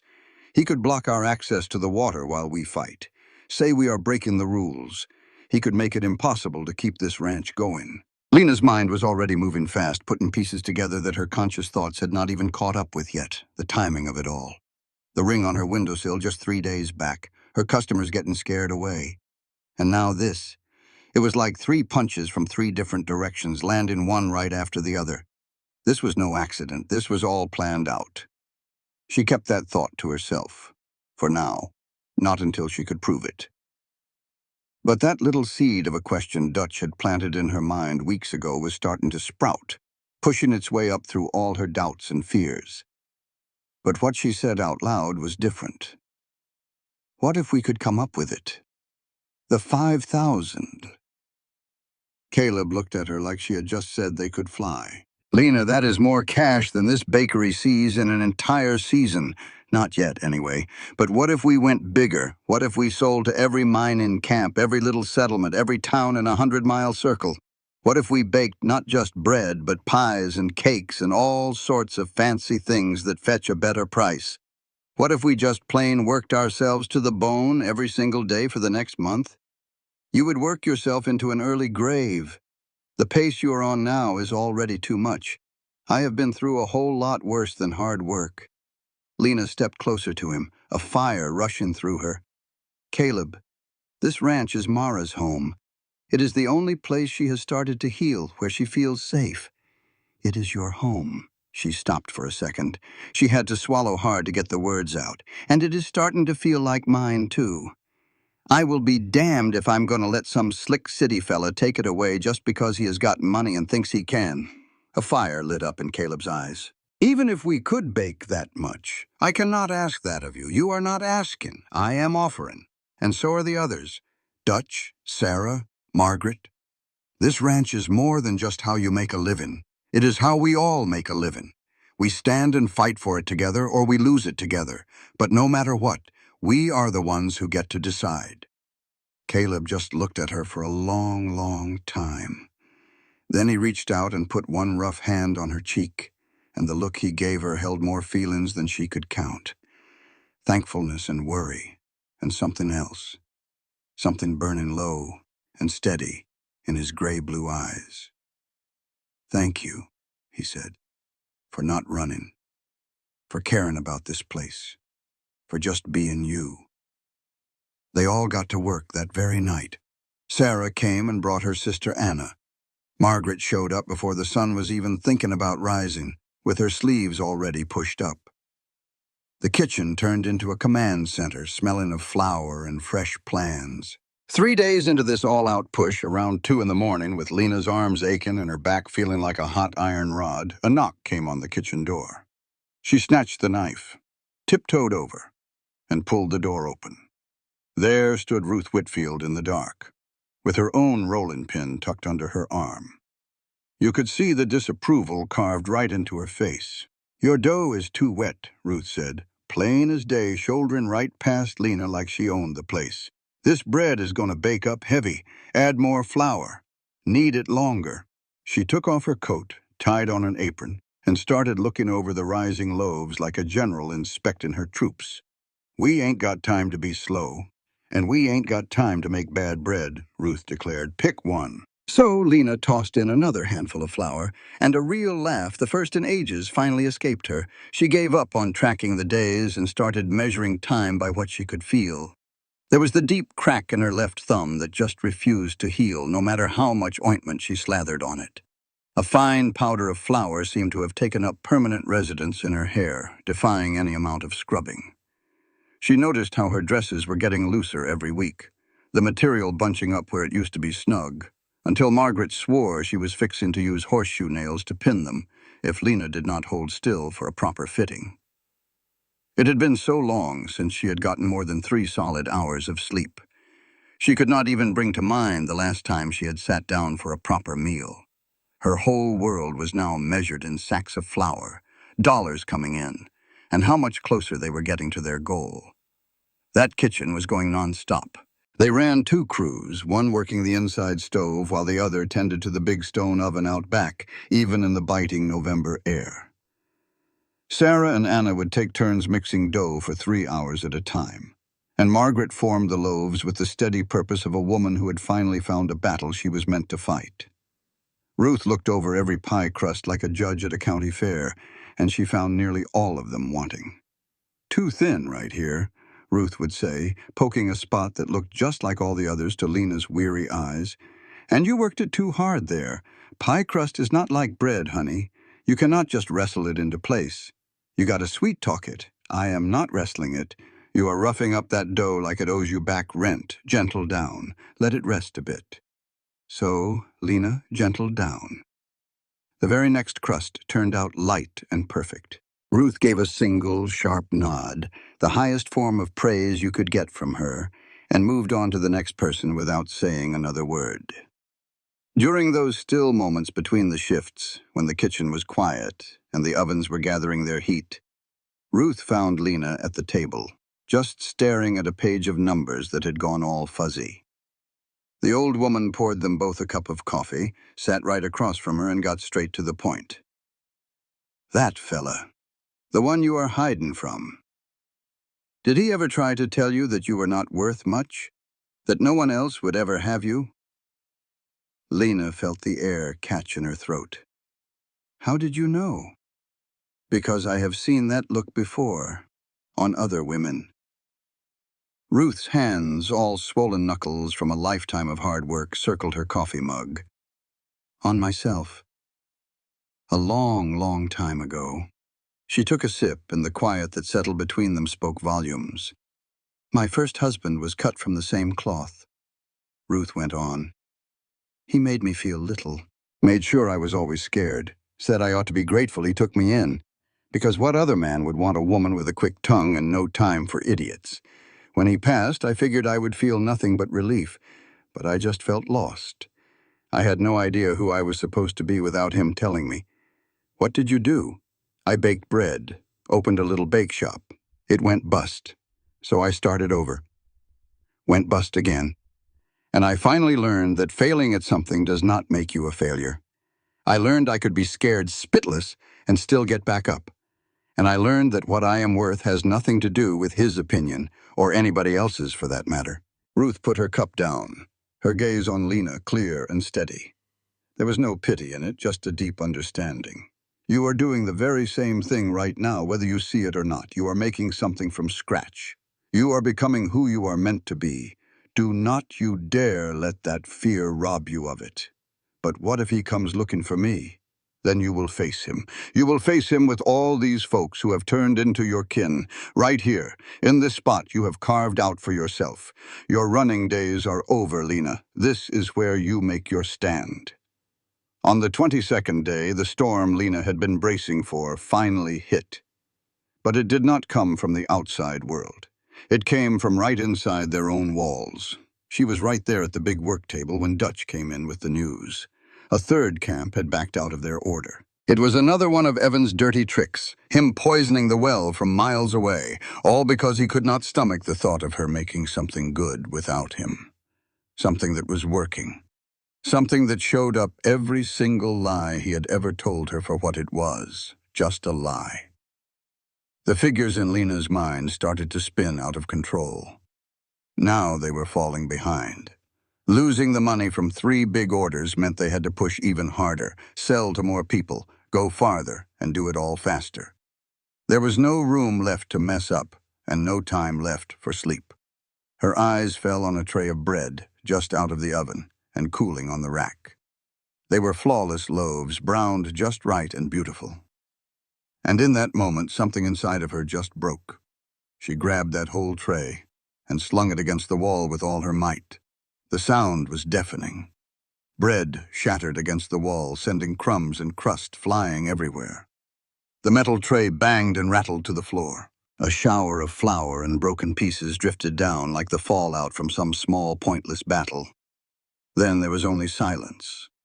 Lena just stood there, her hands empty and trembling, her breath coming in ragged gasps as the noise echoed in her head. And that is when she turned around. Mara was standing right there in the doorway. The little girl's eyes were huge. Her entire body was stock still, like a rabbit that knows the sound of a hunter's boot. She was not just surprised or confused. She was afraid. It was the careful, well-practiced fear of a child who knows exactly what this kind of thing means. The loud noise, the sudden crash, and the wild anger of a grown-up who has completely lost their grip. Mara shifted her weight and took a single step back. Just one step. But it was the most awful thing Lena had ever seen because she knew that step. She had made that same retreat more times than she could count. Pulling back, making yourself small. Bracing for what was coming because what was coming was always bad. And right then in that awful quiet, Lena did not see the woman who got away from Evan Roar. She saw the woman who had brought him with her. She saw his anger, his wild loss of control, his need to break something good just because things were not going his way. She had thrown perfectly good bread at a wall and scared a little girl who had already learned to be scared of exactly that. She fell to her knees right there on the floor. "I am sorry." The words were ragged and torn from her throat. "Mara, I am so sorry. I never should have done that. I got mad and scared and I took it out on the bread instead of talking it out. That was just wrong." Mara just looked at her. Only 4 years old, but already knew so much about how grown-ups can shatter. Her dark eyes went from Lena's face to the broken bread on the floor to the dent in the wall, and then back to Lena, thinking it over, making up her mind. Then she walked right into the kitchen. Her bare feet crossed the flour-dusted floorboards. She bent down and picked up a piece of the broken bread, wiped it gently on her little nightgown, and set it back on the big table. She turned back to Lena and patted her on the cheek with a small, floury hand. It was forgiveness, simple and whole, offered up by a child who had every right in the world to be angry. And Lena just broke down. It was not quiet crying. It was the ugly, heaving kind of sobs that take over your whole body. Because she finally understood that the harm Evan did was not just the scars she could see or the bad dreams at night. It was inside of her, a part of her. His rage was the one thing he had left her, and she knew she would have to carry it forever. But carrying that poison was not the same as letting it rule you. A little later that afternoon, once Lena had swept up the mess, pulled herself together, and said she was sorry one more time to Mara, in a way she prayed the little girl could feel, She sat with her at the small table in the corner. The child was kneading a little ball of dough with a strange seriousness, her little hands pushing and folding it with more concentration than Lena had ever seen. Her brow was all wrinkled up. Her little jaw was set. And then Mara opened her mouth. Her lips started to move. The muscles in her throat tightened, the little tendons in her neck straining with the work of it all. She was forming shapes, pushing air out, doing everything you were supposed to do to talk. But there was no noise. Nothing came out. Only a puff of air. It was like the ghost of words that had been trapped inside for 4 long months, finally trying to fight their way out. Mara's little face just crumpled in frustration. Tears welled up in her eyes. Trying so hard and getting nowhere was almost worse than not trying at all. Lena got down on her knees beside her. She did not press her. She did not try to coax her. She just put a gentle hand on the child's back and whispered, "It is all right, sweetheart, when you are good and ready. There is no hurry." Mara's jaw locked one last time with so much force her whole tiny body shook with it. Then she just went limp against Lena's chest, her little hands grabbing onto Lena's dress. Her breathing was uneven from the strain of a fight she had very nearly won.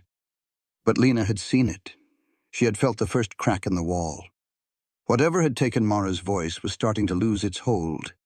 And one of these days, and it would be soon, those words were going to come pouring out, just like a river breaking through a dam.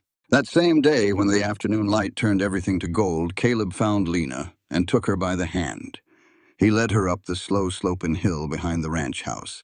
It was the place where you could see the whole valley stretched out below you, with mountains touching the sky in every direction, and the ranch looking small and strong against all that wildness. "Martha and I used to come up here," he said, his voice quiet, "when things got to be too much. She always said looking at all this space made our troubles seem smaller. Was she right about that? Sometimes. Other times it just made me feel small. But right now—" He turned to face Lena, and the look on his face was wide open in a way she'd almost never seen, with no walls up, just raw and brave. "Looking at this view with you, knowing what we've managed to build together these last few months, I think she was right after all. We are small. Our troubles are small. But the thing we are fighting for, that is bigger than all of this.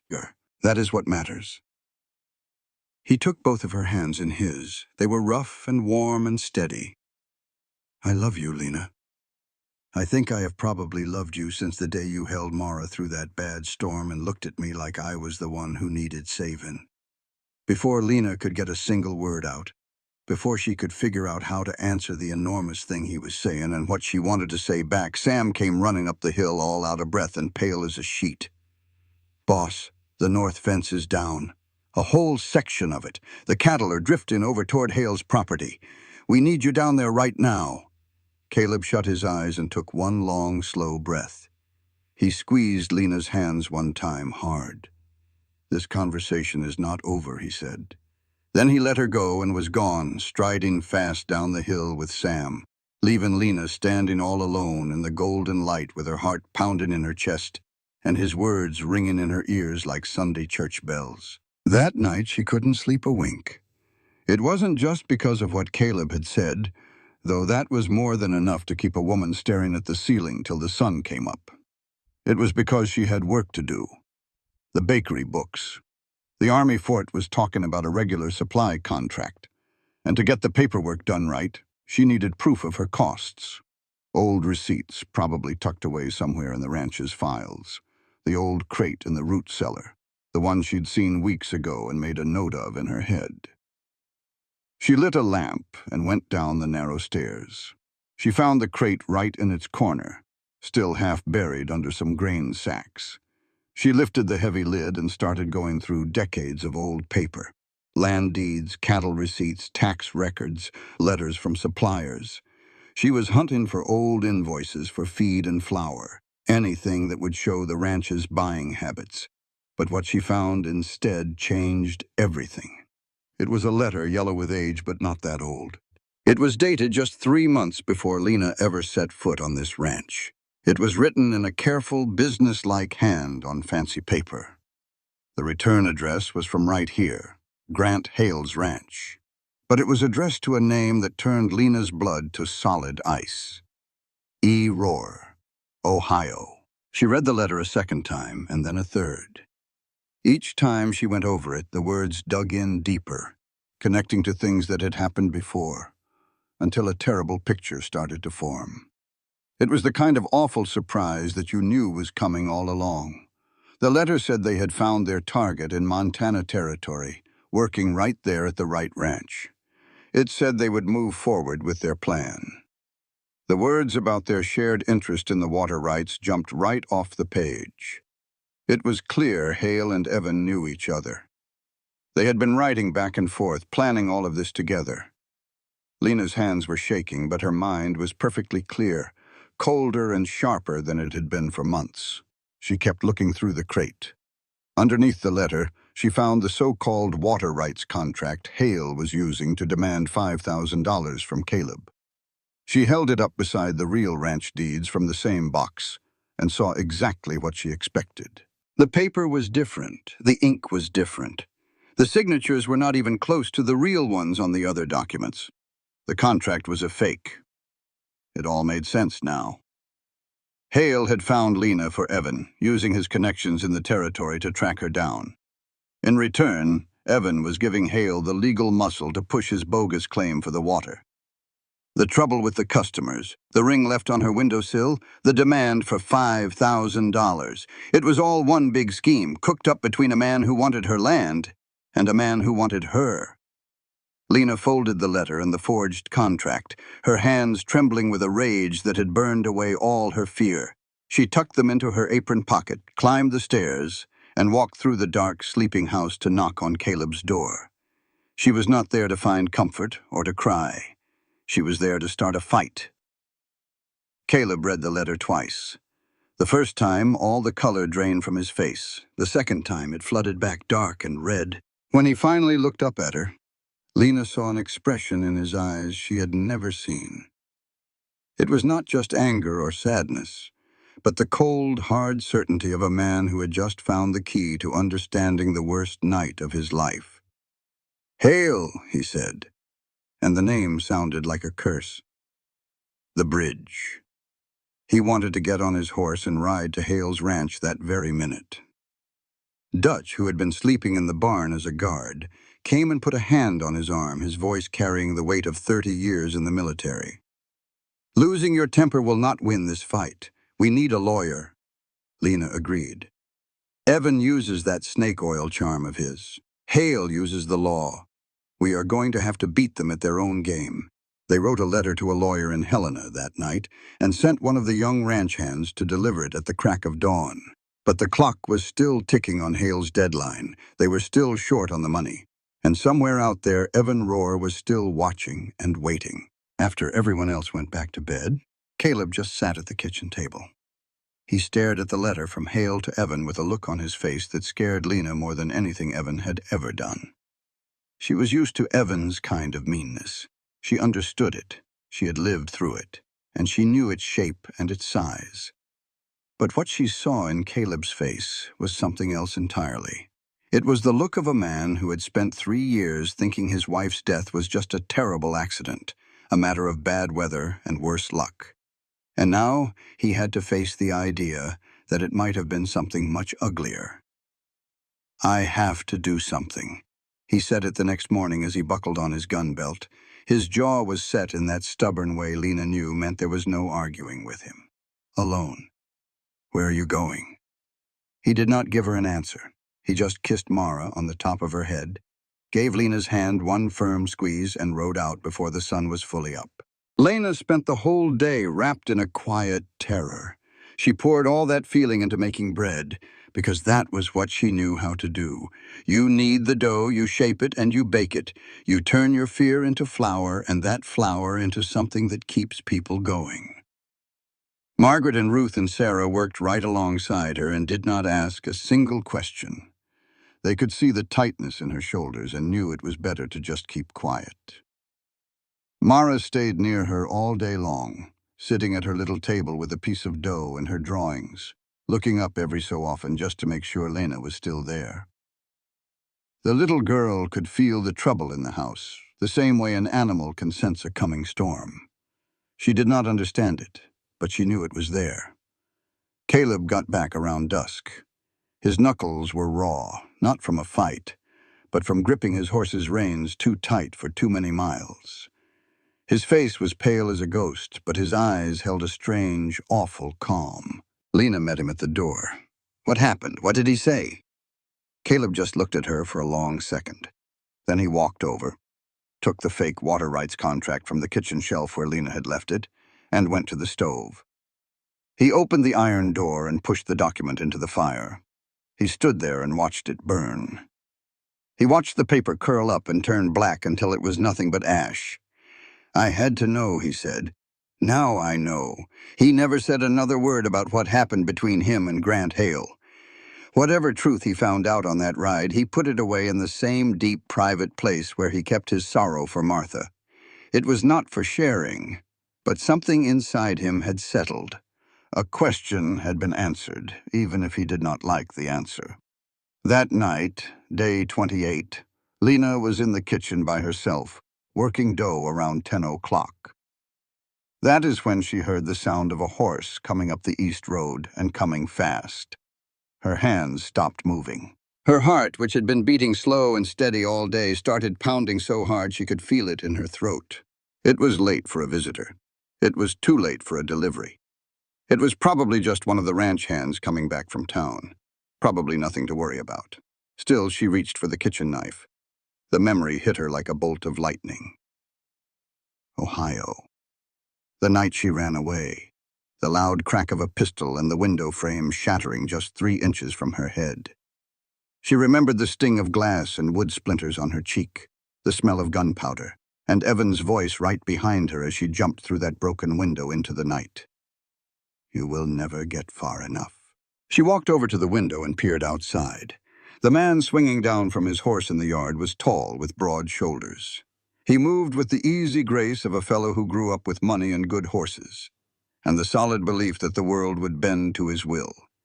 He had on a fine coat, too fine for the cold, and when he took off his hat to come to the front door, the lamplight hit hair the color of sun-bleached wheat. His face might have been handsome once, but now all she saw was a mouthful of teeth. Evan Rohr had come for her. The knife fell from Lena's fingers, which had gone dead, and hit the floor with a clatter. For one awful second, she was right back in Ohio. Back in that little house with doors that only locked from the outside. She was back inside the body of a woman who thought she deserved every bit of what she got, because the man hurting her had told her so day after day, until she forgot the sound of her own mind. But then she heard Caleb's door creak open. She heard the sound of his boots on the floorboards. She heard him unlatching the front door and greeting the late-night visitor with the cautious welcome of a man who dealt with strangers at strange hours, with his hand resting near his hip. Their voices drifted through the house. "I am searching for a woman named Lena Jameson. Folks told me she works at this place. It is an urgent family matter." Jameson. Her real name. The one she had worked so hard to bury under a new name. Heart and back-breaking work. And 3 whole states of distance. There is no one by that name here. She is going by another name. My fiancée, you see. She is not well. Not right in her mind. Her family is worried half to death, and I have come to bring her home where she can get the care she needs. The lie rolled off his tongue like honey, so well practiced, spoken with so much fake concern that a person who did not know better might just believe him. They might think he was a good man, worried sick about a troubled woman. They might think she needed saving from herself instead of from him. Lena felt her feet moving before her brain caught up. She was walking through the house toward those voices, toward the showdown she had been running from for 8 long months. Her hands were empty now, the knife left behind on the kitchen floor, but she did not need a weapon. All she needed was the truth and the guts to speak it. She opened the front door and stepped right out onto the porch, into the circle of lamplight. She stood square between Caleb and Evan Rohr. Evan's eyes went wide when he saw her. His smooth, calm expression started to crack. She had changed. The woman with curves he had kept small and quiet still had her curves, but they were different now. She looked stronger, harder. Her eyes held something he had never seen in them before. It was not fear. It was pure fury.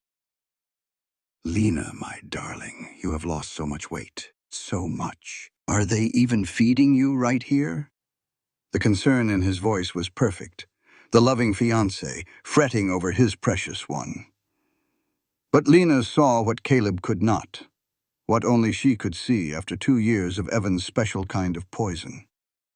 She saw the fury hiding behind his smile, the rage that she had dared to walk away, the cold planning of a man who had come to take back a piece of property that had gotten loose. "I am not going anywhere with you," she said. Her voice did not shake one bit. She was proud of that.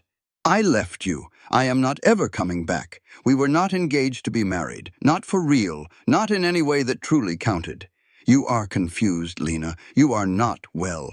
My uncle sold me to you to pay off his gambling debts." Lena said it plain as day. Just the simple truth. "He gave you power over my inheritance, and in return you settled what he owed. That is not family. That is a business deal." Evan's mask finally slipped clean off. His face went hard. "Be careful, Lena. You are saying things that people could get the wrong idea about. I am saying things that are true. You kept me locked up in your house for 6 months. You controlled every single dollar I spent and every person I was allowed to speak to. When I tried to get away, you hit me so hard you busted one of my ribs." She could feel Caleb tense up beside her, but she did not take her eyes off Evan. She kept them fixed right on him. "And I know all about Grant Hale," she said, lowering her voice so only Evan could hear her. "I have the letter, the one that ties you two together. I know the water contract is a fake, and I know what happened at the bridge." Evan's face turned a chalky white. For the first time in all the years Lena had known him, she saw real fear in his eyes. He was not afraid of Caleb's fists. He was afraid of consequences. Afraid of a cell in a territorial prison and a chat with the hangman about whatever went down at that bridge on the night Martha Wright died. "You think you can just up and leave?" Evan whispered, his calm completely shattered. "Steal what belongs to me and just vanish?" "I was never yours to begin with," Lena said. "And I am worth a whole lot more than you ever wanted me to believe." Evan moved like a snake. His hand shot out and grabbed her wrist. His grip was meant to hurt, his fingers digging in hard enough to bruise bone. Lena cried out, more from the shock of it than the pain. Caleb moved even faster. He broke Evan's hold with one quick twist and shoved him backward, sending him stumbling clean off the porch and into the muddy yard. "You touch her again," Caleb said, and his voice was the coldest sound Lena had ever heard. It was quiet, it was level, and it was absolutely certain. "And I will break every single bone in your hand." She said no. "That means this conversation is over." Evan scrambled to his feet with mud all over his fine coat, his face twisted up with pure meanness, showing the real man underneath. All the charm was gone. The mask was gone. He was just a man who had lost his grip on something he thought he owned, and his mind could not handle that fact. "I see," he spat. "She has already replaced me. Found herself a rancher to keep a roof over her head. How long did it take you to—" "That is my mama." The voice rang out in the night, clear as a bell. It was high and sharp, and came from absolutely nowhere. Everyone froze solid. Lena turned her head and saw Mara standing in the doorway in her little nightgown. Her small face was set with a look that said, "Don't you touch what's mine." It was the look of a small creature ready to defend its own with everything it had. 4 months of complete silence. 4 months of hand signals and drawings and little gifts left on the stairs. 4 months of trying to tear down a wall that a terrible night had built around her voice. And now she spoke. The very first words Mara had trusted enough to say to anyone since the night her own mother died. And she used them to claim Lena as her own. Caleb sucked in a breath so sharp it sounded like something broke inside him. Mara padded across the porch on her bare feet, wrapped her little arms around Lena's waist, and stared up at Evan Roar with eyes that saw all the things grown-ups try to hide. Eyes that had already seen the worst this world could offer, and had chosen to keep on living anyway. "He is bad," Mara said. Her voice was a little rough and small, like a rusty gate opening for the first time in ages. "Make him go away." From the mouth of a child came a truth so simple and so powerful that the adults could only stand there and listen. Evan just stared at Mara with pure disgust. All his fake concern was gone. "You better get your brat under control," he snarled. That was the wrong thing to say. Caleb crossed the space between them in 2 long strides and hit Evan square on the jaw. It was a solid right-hand punch that carried every last bit of his grief and his anger, and 3 long years of helpless guilt right along with it. Evan went down hard, sprawling in the dirt and the muck, with blood pouring from his split lip, his expensive coat completely ruined. "Leave," Caleb said, standing right over him. "Tonight. And do not ever come back. If you set 1 foot on my land again, if you come anywhere near Lena or my daughter, I will kill you. That ain't a threat. That is a promise." Evan slowly got to his feet, swaying a little. He looked at Lena one last time, and whatever he saw in her face must have finally told him the truth he had been refusing to see. He had lost her. Maybe she had never really been his at all, and all his money, and all his power, and all his cruelty had not been enough to make her small enough for him to keep. "This is not over," he said, his words muffled by his bloody lip. "Yes," Lena answered. Her voice was steady, and it was sure. "It is." He struggled to climb onto his horse, holding one hand over his mouth where blood was trickling out. Without a single look back, he disappeared into the night. Mara pulled at Lena's dress. "Is he gone for good? He is really gone, and not ever coming back?" Lena knelt down and pulled the little girl into a tight hug. "Yes, sweetheart. He is gone for good. I promise you. Good." Mara's little hand gently patted Lena's cheek. "I do not like mean people. Me neither, baby. Me neither." Caleb wrapped his arms around both of them and guided them back inside the house, where it was warm and safe, and finally theirs. He locked the front door, making sure the bolt slid home. The click it made was not the sound of a prison, but the sound of protection. From the other room, the old clock chimed 12 times. Midnight. Day 29 was over. They had 24 hours left. They had $4,873. They were still $127 short. And the lawyer from Helena had not shown up yet. In the gray light just before sunrise, Lena sat at her kitchen table. She stared at the numbers in her book, but they never changed no matter how many times she added them up. The rest of the house was already stirring, pulled from their sleep by the heavy weight of this last day. The final day. Mara was sitting on Caleb's lap at the head of the table, talking a mile a minute. The little girl had been silent for 4 whole months, and now she was making up for it, her words spilling out so fast you could hardly keep up. "Why is the bread dough so sticky? How come birds can fly but our chickens cannot? Why was that mean man in our house last night? Is Mama going to bake bread later? Can I help her? Why is Papa's hand all red and swollen?" Caleb answered every single question with deep patience. He was a man who knew that each word from his daughter was a tiny miracle and deserved to be treated like one. Even the questions about his bruised knuckles. Margaret and Ruth walked in before the sun had even peeked over the mountains. Sarah and Anna were right behind them. Both women wore the same grim look of folks who had been fighting their whole lives and were not about to quit now. $127, Margaret said. She looked right at Lena's ledger with her usual directness. "We have to find $127 before the sun goes down." Ruth reached inside her thick coat and pulled out a silver hair comb. It was old and beautiful, with twisting patterns that hinted at a wealthier time, and you could tell it had been cherished.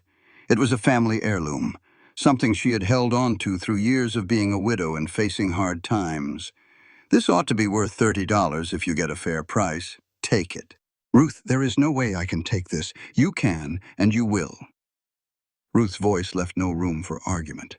I have been on my own for 15 years. This is the first place I've ever felt like I truly belonged. Do not you dare take that from me because you are too proud to let us help." "So," Lena took the comb. Her eyes started to sting with tears. Margaret handed her a small envelope with the money she had been saving up for winter supplies. Sarah's husband sent over his winnings from a poker game, and Sarah said he was sorry it was not more. Two of the younger ranch hands gave a full day's pay each. Dutch was the last to step forward. He reached into his coat and took out a small leather pouch, dark and worn from age. He placed it on the table gently, like a man handling something sacred. "I have been carrying this with me since Shiloh," he said, his voice all gravelly. "Gold coins. For 33 years I have held on to them, never quite knowing what they were for, but now I do." He untied the pouch and poured the coins out. They glittered in the lamplight like little pieces of the sun. They counted it all up twice. $4,969. They were $31 short. The sun set on day 29, and they were just $31 away from saving their home, with not another penny to be found anywhere. After everyone had either gone to bed or to stand watch, Lena sat by herself at the kitchen table. The lamp was burning low. The numbers on the page just stared back at her, refusing to budge. $31. After all that work, after all the sacrifices and the fighting, $31 was going to be the thing that destroyed them. She did not get any sleep that night. She just sat there in the kitchen, watching the black sky outside the window slowly turn to gray, then to a pale pink, then to gold. She listened as the world around her started to wake up, the sound of horses shifting in the barn, a rooster crowing somewhere, the old house creaking as it settled. And then she heard it, hoofbeats coming down the road. Her whole body tensed up, every nerve was on fire. She felt a cold rush of fear, remembering all the other times that sound had meant danger was coming. But the rider that came into view through the morning fog was not Evan Rohr. It was a woman. She sat tall and straight on a fine horse, riding with the kind of ease that told you she had spent her life on the trail. Her iron-gray hair was tied up neatly under a simple hat. She wore glasses with thin wire frames. A leather bag was tied to her saddle. She swung down from her horse in the yard and walked toward the house with a steady confidence. The kind of walk a person has when they are used to being the smartest one in the room. Constance Hartwell, attorney at law from Helena. She said it flatly, as if reading from a business card. "I am searching for a Mrs. Lena Wright, who used to be Lena Jameson from Ohio." Lena felt the blood drain from her face. "I am Lena Hart, I am not." "Your legal name is still Jameson, ma'am, until you file the paperwork to change it." Hartwell's face was all business, but her eyes were not unkind. "I was hired to find you about your uncle's estate. Harold Jameson passed away 3 weeks ago. His liver gave out. You are listed as his only heir." The whole room felt like it tilted sideways. Caleb suddenly appeared at Lena's back, putting a steadying hand on her shoulder. Mara clung to her leg. Dutch stood near the stove holding his rifle, more out of old habit than any real need. Hartwell laid out a stack of papers on the kitchen table, one by one, and started to explain what happened in a clear, simple way. When Harold Jameson died, it forced an audit of a trust he was managing. Lena's parents had left her a very large inheritance, which was supposed to be held in that trust until she turned 25. Harold was in charge of the trust, but he was not allowed to touch the main sum.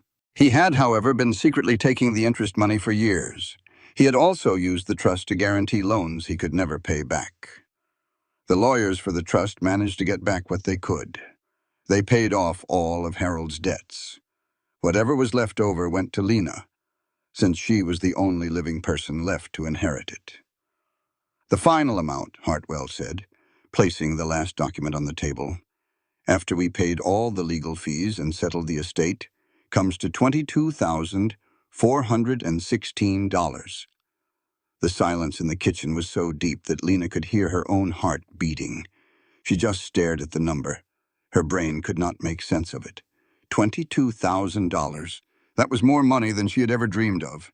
It came from parents she could barely remember, was stolen by an uncle she had always trusted, and was now being returned to her. It felt like some kind of cosmic joke about timing and fairness and the strange way the world sometimes decides to even the score. Hartwell kept talking, her voice professional but with a hint of sympathy. And there is something else. My office did its own checking and found that the water rights contract Mr. Hale showed you does not exist in any of the territorial records. It is a fake. We can combine that with the letter Mrs. Wright found, the one that links Mr. Hale to a Mr. Evan Rohr from Ohio. With all that, we have enough to not only get his claim thrown out, but also to sue him for fraud. And Hartwell paused for a moment to let it sink in. My investigation shows that Mr. Rohr was in such a hurry to find you because of that trust audit. He found out that the inheritance was about to be discovered, and he wanted to get you back before you realized you were about to become a woman with her own money. The pieces all fell into place with a terrible, perfect clarity. Evan had not chased her across 3 states because he loved her. He had chased her because he knew she was about to be rich. A rich Lena who knew her own power was a Lena who would never, ever go back to him. His whole campaign of terror had been nothing but a desperate race against the clock, a race against the truth. "We can pay Hale," Lena said quietly. "You can pay Hale," Caleb corrected her gently. "That money is yours, Lena." She looked up at him, this good man who had offered her a job for $12 a month and a locked door, and who had ended up giving her everything. "This ranch is my home," she said. "You and Mara are my family. And I am not giving a gift. I am investing in my own future." That afternoon, they paid Grant Hale. Constance Hartwell handed him a bank draft for exactly $5,000. She had brought a territorial judge all the way from Helena to witness it. Hale showed up expecting to see a broken man begging for an extension. What he found instead was a lawyer, a judge, a pile of evidence, and Caleb Wright standing right behind his wife, his arms crossed and his eyes as hard as Montana rock. "Your contract is a forgery," Hartwell told him, cutting straight to the point. "We have the proof. We also have letters connecting you to Evan Rohr, and we have some very serious questions about a bridge that collapsed under very suspicious circumstances 3 years ago. You can take this money and consider this whole business finished. Or we can take this to the territorial court, where all of this evidence will be made public." Hale's hands trembled when he took the bank draft. He did not say a word. There was not a thing left to say. He just swung up on his horse and rode on out of there. And every soul in that yard knew deep down they would never lay eyes on him on Wright property again. That evening, after the celebrating died down and Mara was fast asleep upstairs, a deep peace settled over the house. Caleb found Lena in the kitchen, sitting at the very same table she had on her first night there. Her hands were folded, and she was just staring off into space. He pulled up a chair across from her and took her hands in his. "Marry me," he said, "not because of any money or this ranch, or because it is the practical thing to do, even though Margaret will surely tell you it is. Marry me because I love you, and Mara loves you something fierce. I want to spend the rest of my days watching you turn flour into magic and make this place a real home, not just a house we sleep in." Lena just looked at him. This was a man who gave out compliments like they cost him something dear, and he meant every single one. The same man who had not thought twice before punching her abuser. The man whose daughter broke 4 months of silence just to claim Lena as her own mother. "Ask me in the morning," she said, "after I get some sleep. After I can maybe believe I deserve all this, I will ask you every day until you do believe it." "Then yes," she whispered. "Tomorrow, my answer will be yes." She slept for 16 solid hours. Lena woke up on her 31st day at the ranch to find Caleb sitting by her bed with Mara in his lap. Both of them were just looking at her with the same patient, hopeful eyes. She did not even wait for him to ask the question. "Yes." The word came out before her nerve could run out on her. "Yes to you and to Mara and to this life. Yes to putting down roots and building something and trusting that a good thing can actually last. Just yes." Caleb's smile was like watching the sun come up over the mountains. It was bright and certain and warm enough to thaw out every frozen piece of her heart she had been carrying for 26 years. Mara let out a happy squeal and threw herself onto the bed, hugging Lena like she never planned to let go. And for the first time in as long as she could remember, Lena started to believe in something she thought was only meant for other people. A future. They were married on a Saturday morning in December. The whole world was covered in a blanket of fresh white snow, and the sky was a shade of blue so deep it almost hurt your eyes to look at it. The wedding was held right there in the ranch house parlor. The territorial judge was there to make it official, with Dutch and Margaret as their witnesses. Mara stood right between the bride and groom, wearing a dress Sarah had sewn for her from fabric special ordered from town. Lena wore a simple cream-colored dress that Ruth had fixed up to fit her new self. There was no corset digging into her ribs, no heavy layers meant to hide the parts of her she had been taught to feel ashamed of. It was just a simple dress that fit the woman she was now. When the judge asked if she took Caleb Wright to be her lawfully wedded husband, Lena's voice was as steady as a rock when she said, "I do." It surprised even her. It was the first big decision in her entire life that she had made without being afraid, without trying to figure out all the angles, without worrying about what it would cost her. Caleb kissed her, a gentle and thorough kiss from a man who understood that some moments are meant to be savored. When they finally parted, Mara was already wrapping her arms around both their legs, making sure she was part of the moment. The judge just smiled. Dutch wiped at his eyes with the back of his hand, and then denied it when Margaret caught him. "To the Wright family," Dutch said, raising his glass high. "May your bread always rise, your cattle always be healthy, and your love be as stubborn as the two of you." "Can we eat the cake now?" Mara asked, and the whole room broke out in laughter. By most folks' standards, the party was a small affair, but to Lena it felt like the grandest celebration in the world. There was bread and pies from the very bakery that had helped save them. Whiskey was poured freely for everyone. Dutch played his fiddle, and while he was not very good, he played with all his heart. The ranch hands clapped along while Mara spun in circles until she got dizzy and fell down, only to demand they do it all over again. The trial came in March. It was Evan Rohr's lawsuit. Breach of contract, he called it, demanding $15,000. He was targeting Lena's inheritance with the cold precision of a man who was all out of other ways to hurt her. Constance Hartwell took his case apart, with the calm skill of a surgeon doing a routine operation. But the moment that Lena would carry with her forever happened, when Evan's lawyer, Morrison, asked her why she had married so quickly, if not to get her hands on some money. "I married a rancher who was facing foreclosure," Lena said from the witness stand, her voice steady and clear. "I worked myself half to death to save his ranch. When my inheritance finally came, I used it to pay his debts instead of keeping it for myself. If I was chasing money, sir, I made some spectacularly poor choices." A low chuckle went through the courtroom. Morrison's jaw got tight. Judge Sarah Blackwood threw the case out with prejudice. She ordered Evan to pay all the court costs and the fees for Lena's lawyer. Then she gave him a warning that echoed with the full power of the court.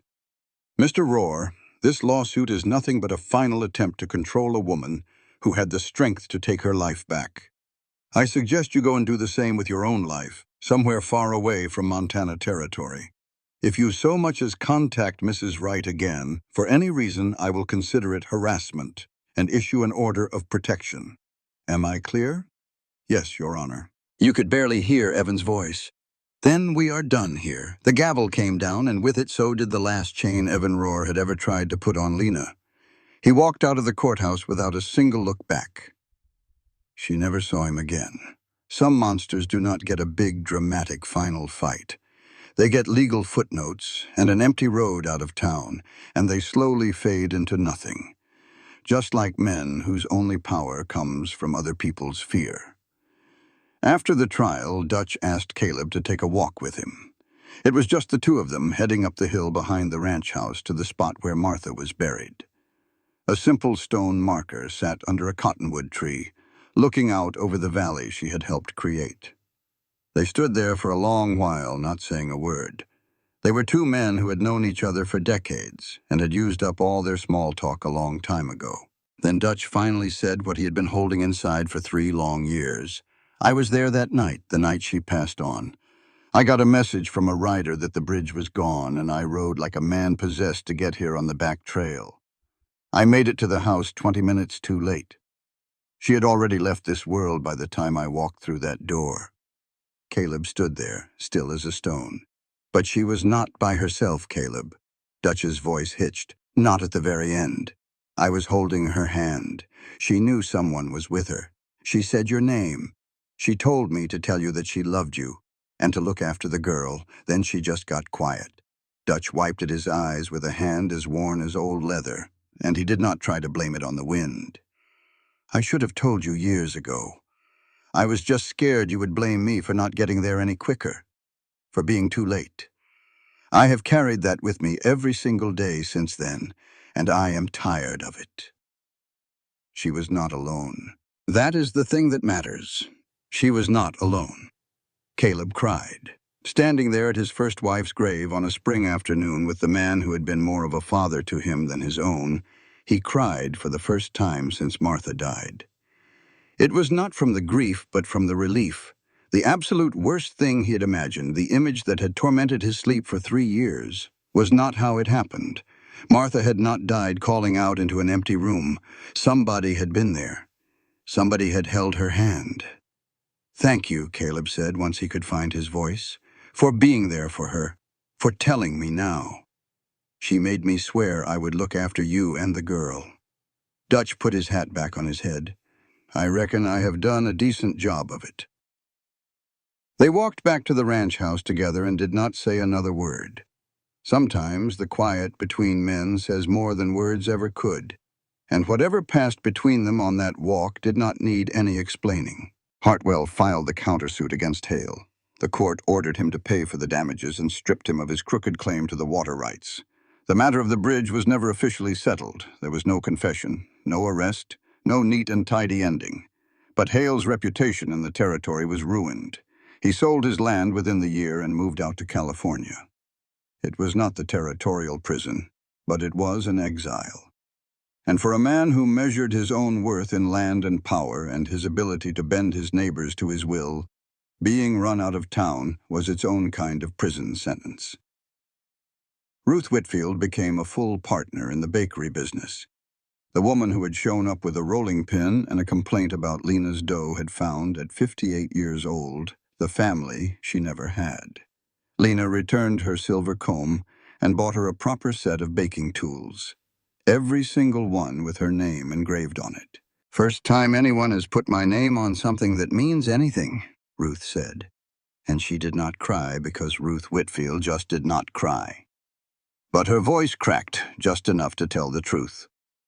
Margaret and Sarah became co-owners of the growing Wright Ranch Bakery. Margaret's final opinion of Lena, delivered with the kind of bluntness that was both her gift and her weapon, was this: a smart woman knows when it is time to listen. You've finally learned that, girl. Took you long enough. The bakery grew all through the spring and into the summer. They opened up a small storefront in Helena. They hired a manager to run it. They started shipping bread and pies out to mining camps as far as the Idaho border. The steady money meant the ranch could finally breathe without having to count every single dollar. It meant they could plan for the future with the confidence of folks who knew the ground under their feet was solid. Mara talked constantly now. She helped in the bakery with a very serious face. She told anyone who would listen that she was going to teach her future brother or sister all of the important things, like where to find the best rocks and how to catch frogs, and that Mama makes the best bread in the whole wide world, and Papa gives the best hugs. Everything important, Caleb agreed with a serious nod. The baby came on a September morning when the air smelled like the harvest and the changing of the seasons. Thomas, named for Lena's father. The one good memory she had from before everything went wrong. There was no storm that day, just clear skies and a gentle wind. And Caleb was there from the start to the finish, holding Lena's hand, letting her squeeze his fingers to pieces, telling her she was strong enough, even when she was sure she was not. When the baby came out squalling and red-faced and furious at being pushed into the cold world, Lena looked down at her son and felt something break open in her chest that was bigger than any word she had ever known. Caleb stood right beside her with tears streaming down his face and one hand on the baby's head and the other gripping Lena's shoulder, like he was afraid that if he let go, the whole beautiful, impossible reality of his life would just dissolve like the morning mist. "He is perfect," Caleb whispered. "He is ours," Lena corrected him. "Completely and totally ours." A year to the day since she had first arrived at the Wright ranch, Lena stood on the very same porch where she had once knocked with a carpet bag and bruises she could not hide. Thomas was warm against her chest, his small fist grabbing her collar with the easy confidence of a baby who had never known a single thing but safety. Mara hung from Caleb's hand, chattering away about frogs and rocks, and wondering if the barn cat had her kittens yet. The kitchen behind them smelled of bread rising and coffee brewing, and that special scent of a home. "What are you thinking about?" Caleb asked. "Distance," she said. "Not the miles from Ohio. The distance between the person I was and the person I have become." He kissed her temple. "You did not change. You just finally let yourself be who you were all along." That evening, while cleaning out the last of her old things to make more room in the bedroom closet, Lena found the carpet bag. She had not opened it in months. At the very bottom, underneath everything else, was the handkerchief. She unwrapped it and held the bullet up to the fading light. That small piece of lead that had missed her head by 3 inches on the worst night of her life. The price of her freedom. The weight of her fear. She carried it out to the porch. The Montana evening stretched out in front of her. The mountains golden with the sunset, the ranch spread out below. The far-off sound of cattle and the closer sound of Mara singing one of Dutch's fiddle tunes off-key and at the top of her lungs. Lena drew her arm back and threw the bullet as far as she possibly could into the tall grass. She did not watch where it landed. She did not need to. Some things you carry until you do not, and then you put them down and walk toward whatever comes next with both hands free. She went inside. She locked the door. Not from fear, but from the quiet habit of a woman who understood the value of safety because she had earned it the hardest way there is. "Mama?" Mara's voice drifted down from the top of the stairs. "Will you sing me the song? The one from the barn?" Lena climbed the stairs. She sat on the edge of Mara's bed, and she sang her grandmother's song, the one about the garden and the valley and finding your way home. In the barn, during that awful storm, she could not remember the words. Tonight she remembered every single one. Mara's eyes closed. Her breathing slowed to a peaceful rhythm. Her small hand held onto Lena's. But it was a loose hold now. The grip of a child who was no longer afraid that the people she loved would just disappear. Downstairs, Caleb rocked Thomas by the fire. The bread dough rose slowly on the counter, patient as always, waiting for the morning and the heat and the hands that would shape it into something worth sharing. And Lena, who had crossed 3 states and 1 impossible year to get to this place, finally stopped measuring the distance to the nearest exit. Because she was not just passing through anymore, she was home,